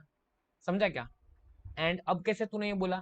अगर मैं तेरे को सेम क्वेश्चन पूछता हूँ, पे अटेंशन ना, सेम क्वेश्चन, क्लाइंट जो है बेटा, क्लाइंट ऑटोमेटेड अकाउंटिंग में प्लस अकाउंट्स का मैनेजर भी है, ठीक है, ऐसे केस में मुझे बता बेटा, वहां पे टेल मी, ऐसे केस में तेरे को क्या लगेगा, तू वहां पे गया और तू बजा, तेरे को क्या लग रहा है, रिस्क ऑफ मटेरियल मिसस्टेटमेंट कितना रहेगा, कम रहेगा कि ज्यादा रहेगा? बोलना, रिस्क ऑफ मटेरियल मिसस्टेटमेंट कैसा रहेगा? ये कम रहेगा कि ज्यादा रहेगा?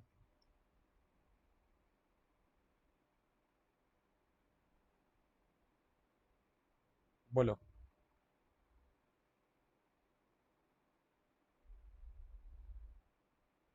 जाहिर सी बात है, ज्योतिरादित्य एब्सोल्युटली राइट बेटा, लेस रहेगा। समझा क्या ना? क्योंकि बेटा देख ना, मैं तेरे को हिंदी में कन्वर्ट कर दिया ना यार बेटा, ठीक है, तेरे को ये भारी भारी भरकम शब्दों से डर लगना ही नहीं है। Risk of material miss statement, तुम सीधा ये समझो ना यार, फाइनेंशियल में गलती होने के चांसेस कितने हैं, ठीक है, वो कम है, तो आरओएमएस भी कम है। अब क्लियर हो गया बेटा? फंडा समझ गया ना? पहला पहला स्टेप क्लियर है अपने लिए? ऑडिटर का पहला स्टेप क्लियर हो गया?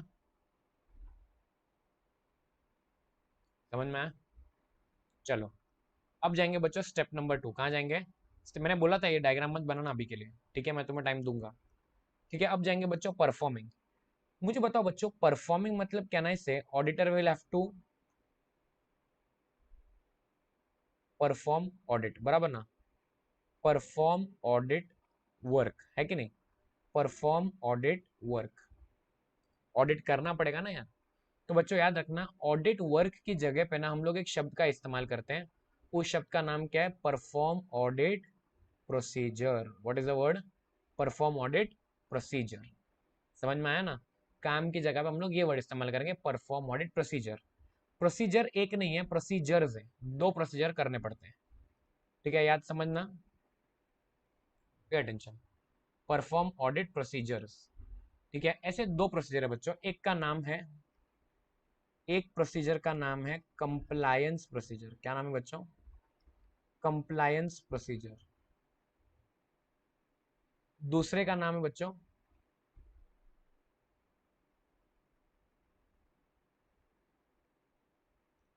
सब्सटेंटिव प्रोसीजर, ठीक है? अरे यार सर, वापस बड़े बड़े शब्द आ गए। अरे टेंशन नहीं लेने का, मैं बैठा हूं ना, ठीक है?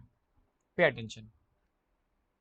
कंप्लायंस प्रोसीजर, इसका मतलब क्या होता है बच्चों? इसका सरल अर्थ होता है, इसका मतलब होता है बच्चों testing the controls. Testing the controls, इसका अर्थ क्या होता है बच्चों? टेस्टिंग द कंट्रोल्स, ठीक है?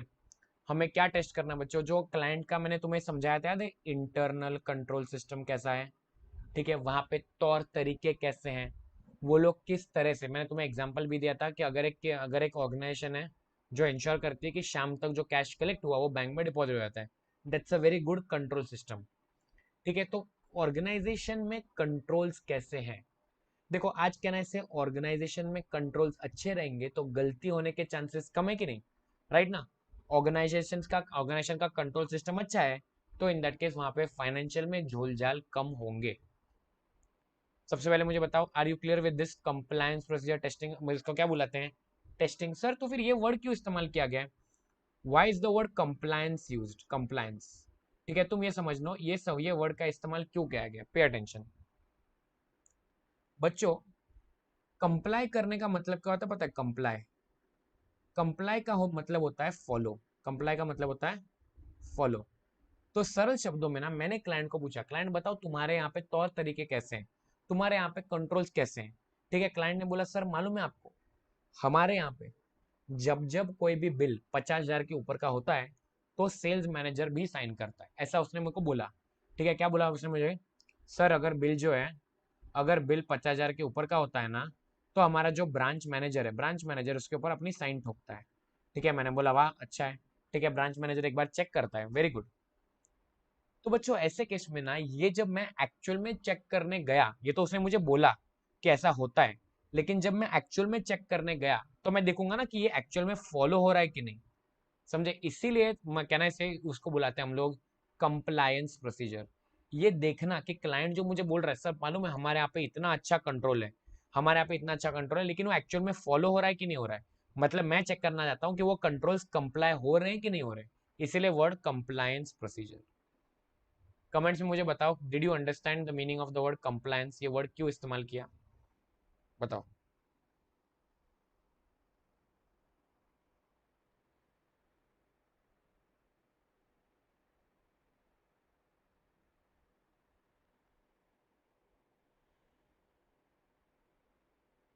बच्चा पार्टी क्लियर है? चलो, हाँ गाइस, वेरी गुड, आगे बढ़ते हैं। अब देखते हैं अगला पॉइंट। अगला पॉइंट है बच्चों सब्सटेंटिव प्रोसीजर। वर्ड क्या है? Substantive procedure. सब्सटेंटिव प्रोसीजर के अंदर ना बच्चों दो आते हैं, इसके अंदर भी दो आते हैं। मैंने बताया था चार्ट अभी मत बनाना, बहुत बड़ा चार्ट है, ठीक है? इसको बुलाते हैं बच्चों, पहला आता है एनालिटिकल प्रोसीजर। क्या पहला क्या आता है? एनालिटिकल प्रोसीजर, ठीक है। और दूसरा आता है बच्चों test of details, test of details. Sir ये एनालिटिकल प्रोसीजर क्या होता है, अभी मैं समझाता हूँ तुम लोगों को, ध्यान से समझना, पे अटेंशन। मैंने कंट्रोल्स तो बच्चों चेक कर लिए, ठीक है, लेकिन कंट्रोल्स केवल चेक करने से फायदा नहीं है, मुझे थोड़े डॉक्यूमेंट्स भी चेक करने पड़ेंगे। क्या चेक करने पड़ेंगे? डॉक्यूमेंट्स। मुझे डॉक्यूमेंटेशन भी चेक करना पड़ेगा। और ये एनालिटिकल प्रोसीजर जो है ना, yes yes I know, always always available रहेंगे हमेशा। एनालिटिकल प्रोसीजर को मैं बुलाता हूं एक शॉर्टकट। क्या बुलाता हूं बच्चों में? एक शॉर्टकट, ठीक है। तुम मुझे बताओ, तुम तो बच्चे हो, तुमने तो अभी तक यार अभी अभी सीए की अपनी जर्नी चालू की है, बराबर ना? तुम मुझे बताओ, अगर फर्ज करते हैं लास्ट ईयर बच्चों क्लाइंट प्लेस पे जो एम्प्लॉय थे, क्लाइंट प्लेस पे 500 एम्प्लॉय थे और उनका सैलरी का खर्चा था 1 करोड़। करंट ईयर में बच्चों कोविड के बाद उन्होंने एम्प्लॉय घटा दिए, एम्प्लॉय हो गए 300 और सैलरी का खर्चा हो गया 3 करोड़।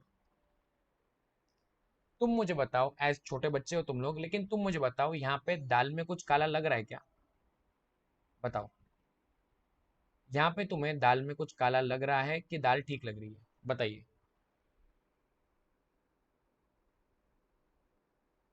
लास्ट ईयर क्लाइंट के यहाँ पे एम्प्लॉय 500 थे, सैलरी 1 करोड़ थी, ठीक है। अभी एम्प्लॉयज कितने हो गए? 300 हो गए और सैलरी 3 करोड़ हो गई।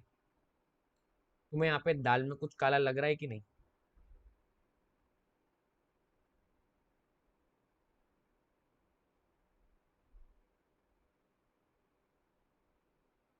लग रहा है ना?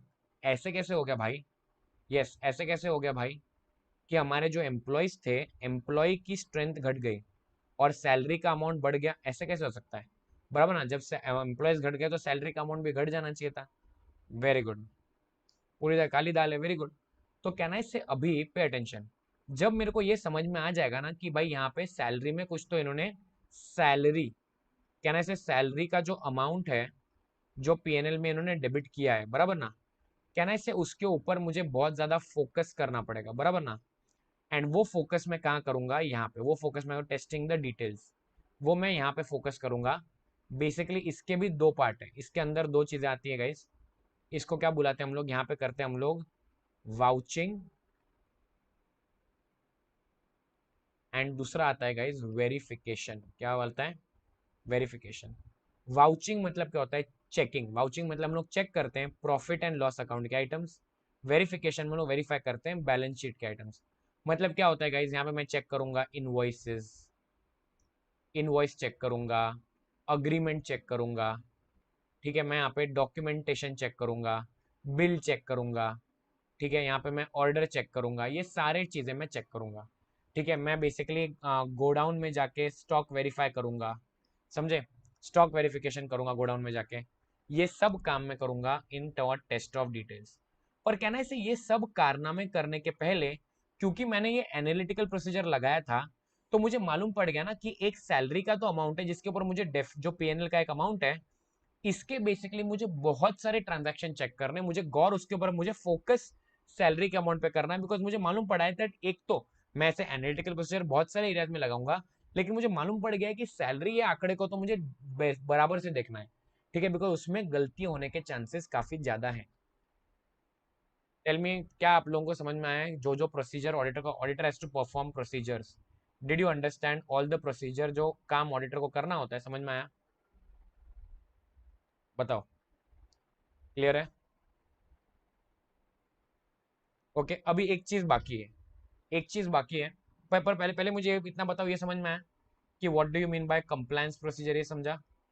क्या एनालिटिकल प्रोसीजर क्या होता है, टेस्टिंग द डिटेल्स क्या होता है, ये समझ में आया? ठीक है, ताकि मैं अभी तुम्हें ये समझाऊं कि वाई एग्जैक्टली ये वर्ड सब्सटेंटिव, ये वर्ड क्यों इस्तेमाल किया गया। मैंने तुम्हें एक कंप्लायंस वर्ड समझा दिया था, बराबर ना? I have already taught you why the word compliance, because compliance is to follow. अब ध्यान समझना, सब्सटेंटिव ये वर्ड क्यों? क्योंकि सब्सटेंटिव का मतलब होता है, सब्सटेंटिव का मतलब होता है ये भी लिखना है तुम्हारे ऑडिट डिक्शनरी में, सब्सटेंटिव का, और ये भी, हाँ ये वाला भी लिखना है, कंप्लायंस प्रोसीजर, ये लिखना यहाँ पे, compliance procedure is equal to what, is equal to comply is equal to follow. Compliance procedure क्या मतलब होता है, टू कंप्लाई टू फॉलो, ठीक है। सिमिलरली गाइज, सब्सटेंटिव का मतलब होता है टू सब्सटेंशिएट, क्या होता है, substantive means to substantiate, means to prove, means to prove. मुझे बताओ आज कहने से मेरा जो क्लाइंट है, वो क्लाइंट क्या कर रहा है, वो क्लाइंट बेसिकली सारे डॉक्यूमेंटेशन दिखा के मेरे को प्रूफ कर रहा है, हाँ सर हमने इतने परचेस किए, इनवॉइस दिखा के बता रहा है, हाँ सर मैंने इतना माल बेचा, मेरे को गोडाउन में लेके जाके दिखा रहा है ना कि सर ये देखो हमारा इतना इन्वेंट्री पड़ा है, मतलब वेरिफिकेशन कर रहा है। तो इसके लिए वर्ड क्या इस्तेमाल किया गया है, substantive procedure, what is the word, ताकि ये सब कारनामे करके मेरा क्लाइंट क्या करने की ट्राई कर रहा है, क्लाइंट बेसिकली मेरे को प्रूफ करने की ट्राई कर रहा है कि हाँ हमने जो आंकड़ा दिखाया है ना, वो आंकड़ा बराबर है। Are you clear with the definition, is everybody clear with the definition? भाई लिख दिया ना तुमने, ऑडिट डिक्शनरी में लिख दिया, सब्सटेंटिव मतलब टू सब्सटेंशिएट मतलब टू प्रूव। चलो आगे बढ़ते हैं। हाँ okay, next point, next point, ये प्रोसीजर्स परफॉर्म करने के बाद, ये याद रखना, प्रोसीजर परफॉर्म करने के बाद हम लोगों को जगह जगह के क्या मिलते रहते हैं गाइस, इसको मैं थोड़ा आगे ले लेता हूँ।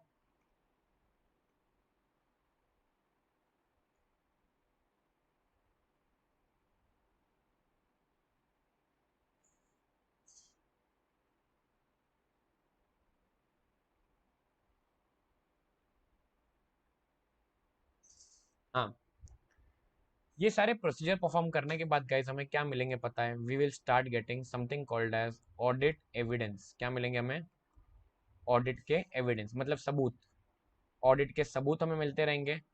एंड इन सबूत के बेसिस के ऊपर गाइज हम लोग क्या करेंगे, कंक्लूजन, या क्या करने वाले हम लोग गाइज, हम लोग करने वाले, हम लोग को पहुंचेंगे ऑन कंक्लूजन, ठीक है। हम लोग कंक्लूजन पे पहुंचेंगे और ये कंक्लूजन के बिना पे हम लोग देंगे हमारा ओपिनियन, हम लोग देने वाले हमारा ओपिनियन, सॉरी, हम लोग देने वाले अपना opinion in the audit report, in the audit report. Are you clear, बताओ।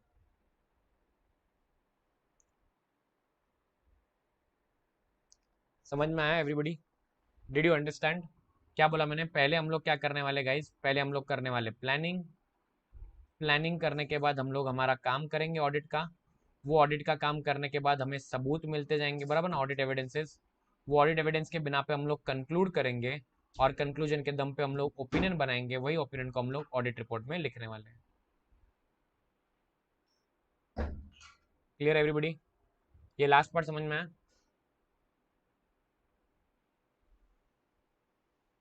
ओके, अब ध्यान सुनना, ये जो ओपिनियन होता है ना, ये opinion, pay attention very carefully, okay. ये ओपिनियन याद रखना, ये ओपिनियन होता है दो टाइप का, ये जो ओपिनियन होता है, ये ओपिनियन जाहिर सी बात है it will be of two types, बराबर ना। एक को बुलाते हैं हम लोग अनमॉडिफाइड, क्या बुलाते हैं, अनमॉडिफाइड ओपिनियन, दूसरे को बुलाते हैं हम लोग मॉडिफाइड ओपिनियन, ठीक है। अनमॉडिफाइड ओपिनियन का मतलब क्या होता है, इसका मतलब होता है कि जहाँ पे, ये ग्रीन में लिख रहा हूँ, ग्रीन में, वाई बिकॉज फाइनेंशियल, इसका मतलब है कि यहाँ पे हमारे जो फाइनेंशियल्स हैं they are showing a true and fair view,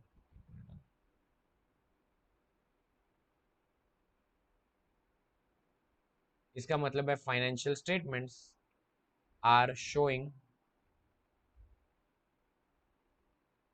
true and fair view, इसको बोलते हैं अनमॉडिफाइड ओपिनियन। क्या बोलते हैं इसको, अनमॉडिफाइड ओपिनियन। मतलब क्या, मैंने जो चेक किया, मेरी चेकिंग के हिसाब से financials are showing a true and fair view. मैं इसको एक बार के लिए यहाँ ले लेता हूँ,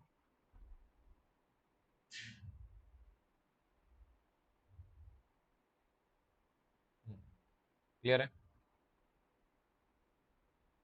ओके, फाइनेंशियल्स आर शोइंग, इसको बोलते हैं अनमॉडिफाइड ओपिनियन। मतलब मैंने जो, और आज के दिन में, या आज के दिन में हमने पूरा आंसर समझा ना ट्रू एंड फेयर व्यू का मतलब क्या होता है। It means that assets over valued नहीं होनी चाहिए, अंडर वैल्यूड नहीं होनी चाहिए, एसेट्स ओमिट नहीं होने चाहिए, सब कुछ ठीक है।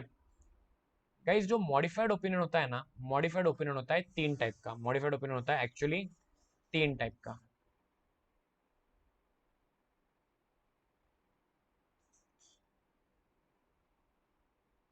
एक ओपिनियन होता है जिसको हम लोग बुलाते हैं क्वालिफाइड, एक होता है इसको हम लोग बुलाते हैं क्वालिफाइड। दूसरा ओपिनियन होता है एडवर्स, एंड तीसरा ओपिनियन होता है डिस्क्लेमर ऑफ ओपिनियन। तीसरा ओपिनियन कौन सा होता है? Disclaimer of opinion. ठीक है बच्चों? हाँ, सबसे पहले मुझे बताओ, are you clear till this point? ये पॉइंट तक क्लियर है तो मैं आगे बढ़ूं? Let me know in the comments, are you clear till the green part? Green part तक पूरा ऑडिट का प्रोसेस समझ में आया? ये पूरा अपन ऑडिट का कच्चा चिट्टा देख रहे हैं गाइस, हाउ एग्जैक्टली ऑडिट कैसे ऐसे आगे बढ़ता है। सबसे पहले हमने देखा प्लानिंग, फिर परफॉर्मिंग, फिर रिपोर्टिंग। प्लानिंग स्टेज में हम लोग स्ट्रैटेजी, प्लान, प्रोग्राम बनाते हैं। हम देखते हैं कि क्लाइंट प्लेस पे फाइनेंशियल में गलती होने के कितने चांसेस हैं। बेसिस दैट हम हमारा काम डिसाइड करते हैं कितना काम करना है। सबसे पहले हम लोग क्या करते हैं, कंट्रोल्स को टेस्ट करते हैं। फिर हम लोग जाते हैं सब्सटेंटिव प्रोसीजर पे। किसे आते हैं? सब्सटेंटिव। सब्सटेंटिव में बच्चों हम लोग क्या देखते हैं? पहले देख करते हैं हम लोग एनालिटिकल प्रोसीजर, ठीक है। फिर करते हैं हम लोग टेस्ट ऑफ डिटेल्स, ठीक है। टेस्ट ऑफ डिटेल में दो आता है, वाउचिंग और वेरिफिकेशन।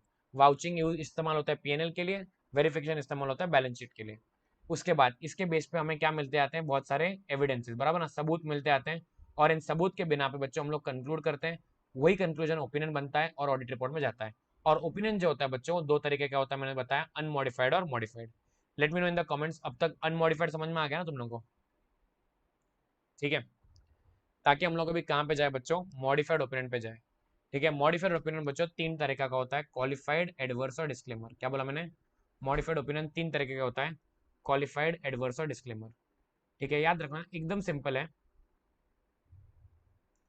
क्वालिफाइड ओपिनियन का मतलब क्या होता है, ध्यान सुनना,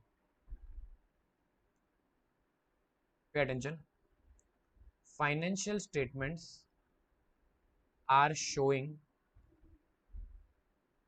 अ true and fair view, true and fair view except, क्या बोला मैंने? एक्सेप्ट। मतलब क्या? दो तीन, मतलब मेरे को जितने पॉइंट्स मिले, ज्यादा पॉइंट्स नहीं मिले, कम पॉइंट्स मिले, उन पॉइंट्स के अलावा बाकी सब कुछ बराबर है। इसको बोलते हैं क्वालिफाइड ओपिनियन। क्या बोला मैंने? मैंने जितने फाइनेंशियल्स चेक किए, क्वालिफाइड ओपिनियन का मतलब होता है हमने फाइनेंशियल्स चेक किए, हमें सब कुछ ठीक लगा सिवाय कुछ पॉइंट्स के, कुछ पॉइंट्स के अलावा बाकी सब कुछ ठीक था। समझ में आया? नाउ एडवर्स, ये नाम से ही तुम्हें समझ में आ गया होगा क्लियरली हम लोग क्या लिखने वाले, पूरा इन रेड, बराबर ना। Financials are not showing a true and fair view. क्या बोला मैंने? Financials are not showing true and fair view. मतलब क्या कि जहाँ पे बेसिकली आज दाल में कुछ मुझे बहुत सारी गलतियां मिली है फाइनेंशियल में, उसको बुलाते हैं हम लोग adverse opinion. Financials are not showing, हमें बहुत सारी गलतियां मिली, मतलब फाइनेंशियल्स देखने लायक ही नहीं है।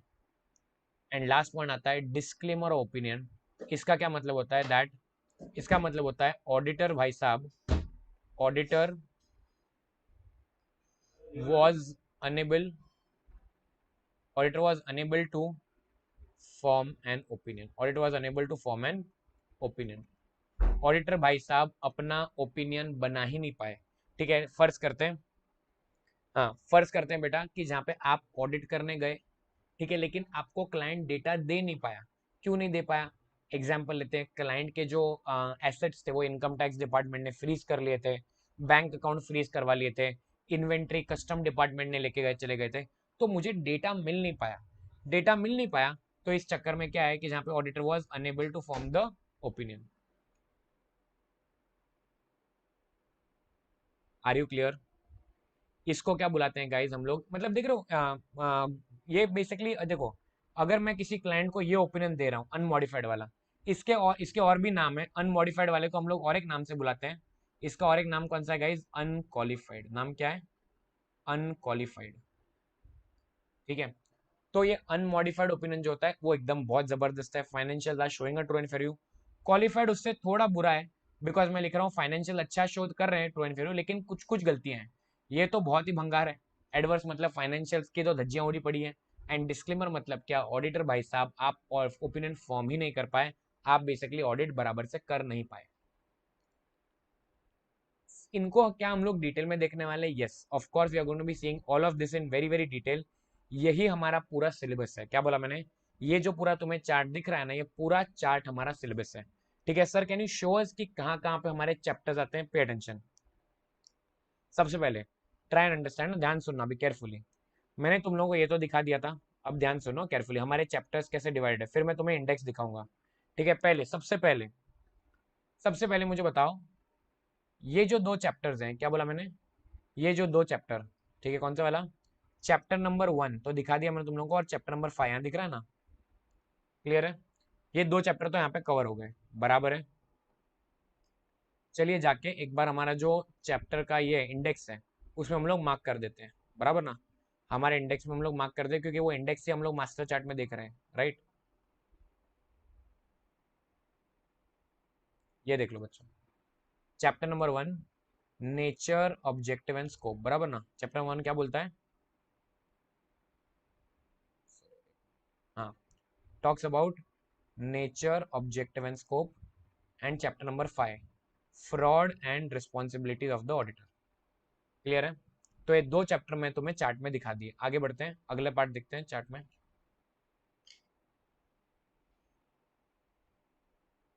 हाँ गाइस, अभी ध्यान सुनना, ये जो पूरा माजरा है, ये पूरा माजरा, ये देख रहे हो audit strategy plan and program, ये पूरा माजरा जो है ना गाइस, ये पूरा माजरा कौन से चैप्टर में है, it is there in our chapter number 2। ये कहाँ पे आने वाला है, चैप्टर नंबर 2 में।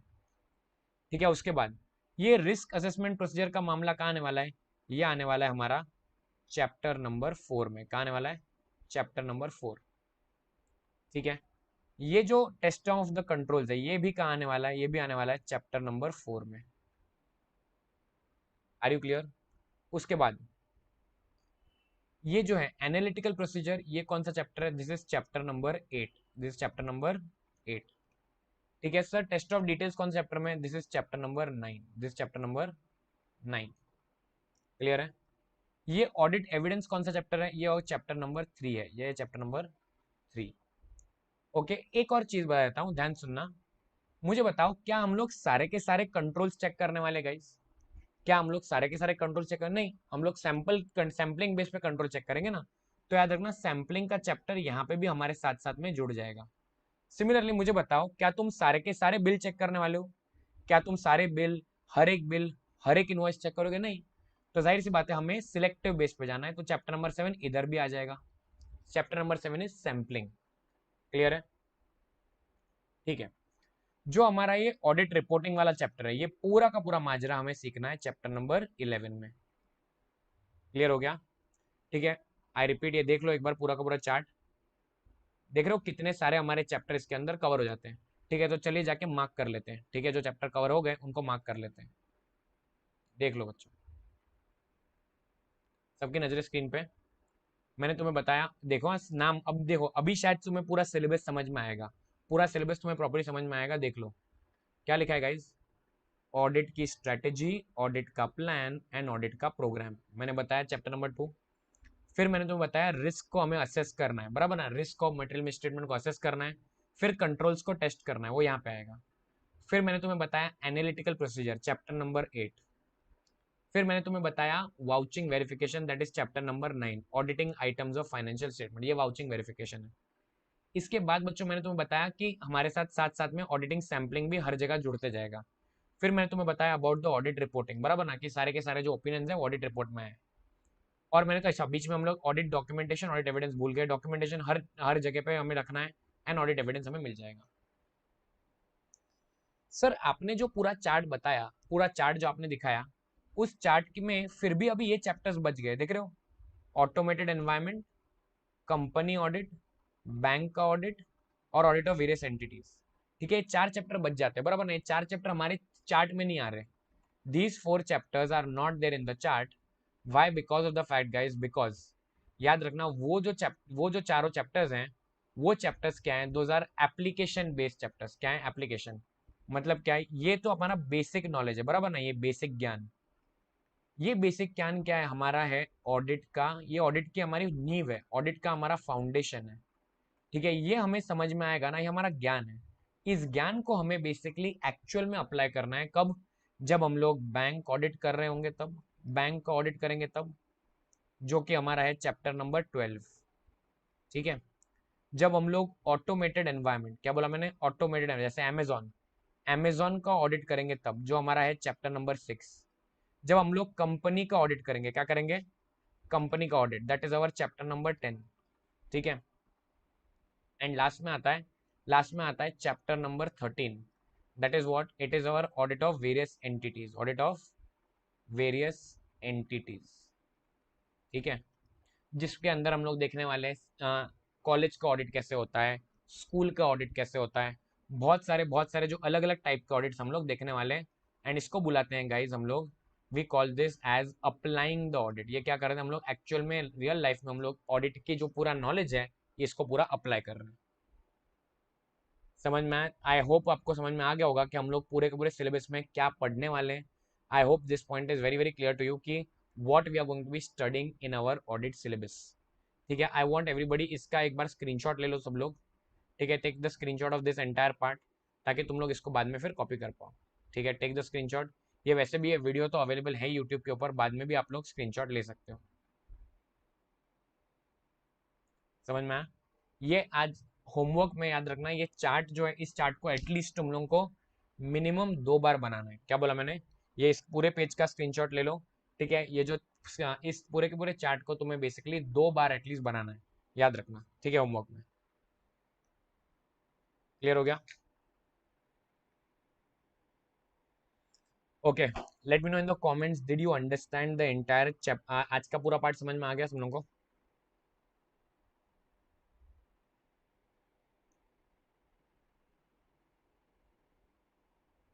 बताओ।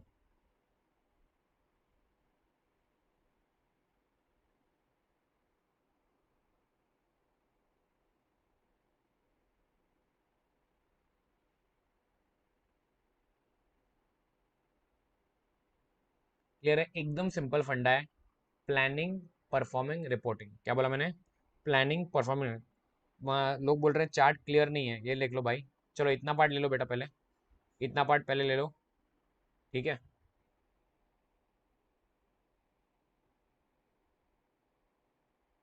ओके, अब ठीक है रौनक?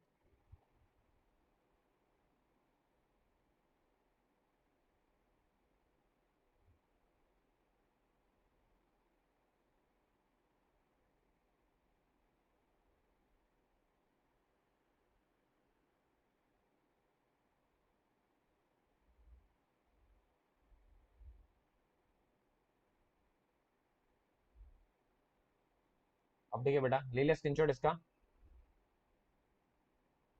ओके, इसका स्क्रीनशॉट ले लो अभी, इस पार्ट का।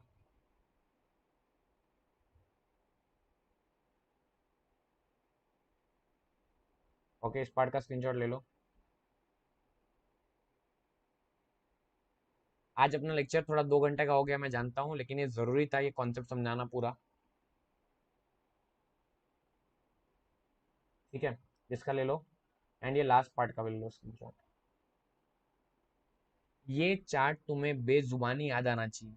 ठीक है, अगर ये चार्ट तुम्हें याद आ रहा है तो तुम्हारा बेसिकली, इमेजिन करो तीसरे दिन पे ही तुम्हें ऑडिट स्टार्ट से लेकर एंड तक पता है।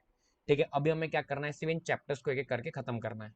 ठीक है, और ये ऊपर अपना, ये अपने टाइप्स ऑफ ऑडिट बराबर ना, ऊपर बैंक ऑडिट, ऑटोमेट। ठीक है, very good. I hope you guys enjoyed the class today. ठीक है, let me know in the comments कि how exactly was this class. If at all slow जाना है, फास्ट जाना है, जैसे भी तुम्हारा फीडबैक है, प्लीज इंश्योर करना कि आप फीडबैक लिखो। ओके, अगर ये वीडियो अच्छी लगी होगी, आज लेक्चर अच्छा लगा हो, तो लाइक करना और अपने सारे दोस्तों को बताना कि अभी से जो है बेसिकली मैं बीच बीच में आपको नोटिफिकेशन तो बताते रहूंगा, लेकिन ये जो क्लास है अभी, जो बच्चों ने एनरोल कर लिया है, उन सारे बच्चों के लिए क्लास जूम पे रहेगी। अगर आप लोगों को ये समझ में आया हो, अगर आप लोगों को पता चल गया है कि भाई किस तरह से ऑडिट का या ये जो पूरा का पूरा सिलेबस है डिवाइडेड है, ठीक है, और अगर आपको ये सिलेबस में, अगर आपको ये लेक्चर्स अटेंड करने हैं, तो इन दैट केस एनरोलमेंट लिंक जो है वो डिस्क्रिप्शन में है। ठीक है, और भूलना मत कि जैसे ही आप एनरोल करोगे, आपको बेसिकली ये सारे के सारे जो बुक्स हैं वो बुक्स आपको आपके घर पे मिल जाएंगे। ठीक है, चलो, thank you so much guys for joining. I will see you in the next class. Bye bye, take care. जिन बच्चों ने एनरोल कर लिया है जूम, अपने व्हाट्सएप पे देख लेना, अपना टाइम टेबल मैंने बता दिया है। ठीक है, चलो bye bye, take care, good night.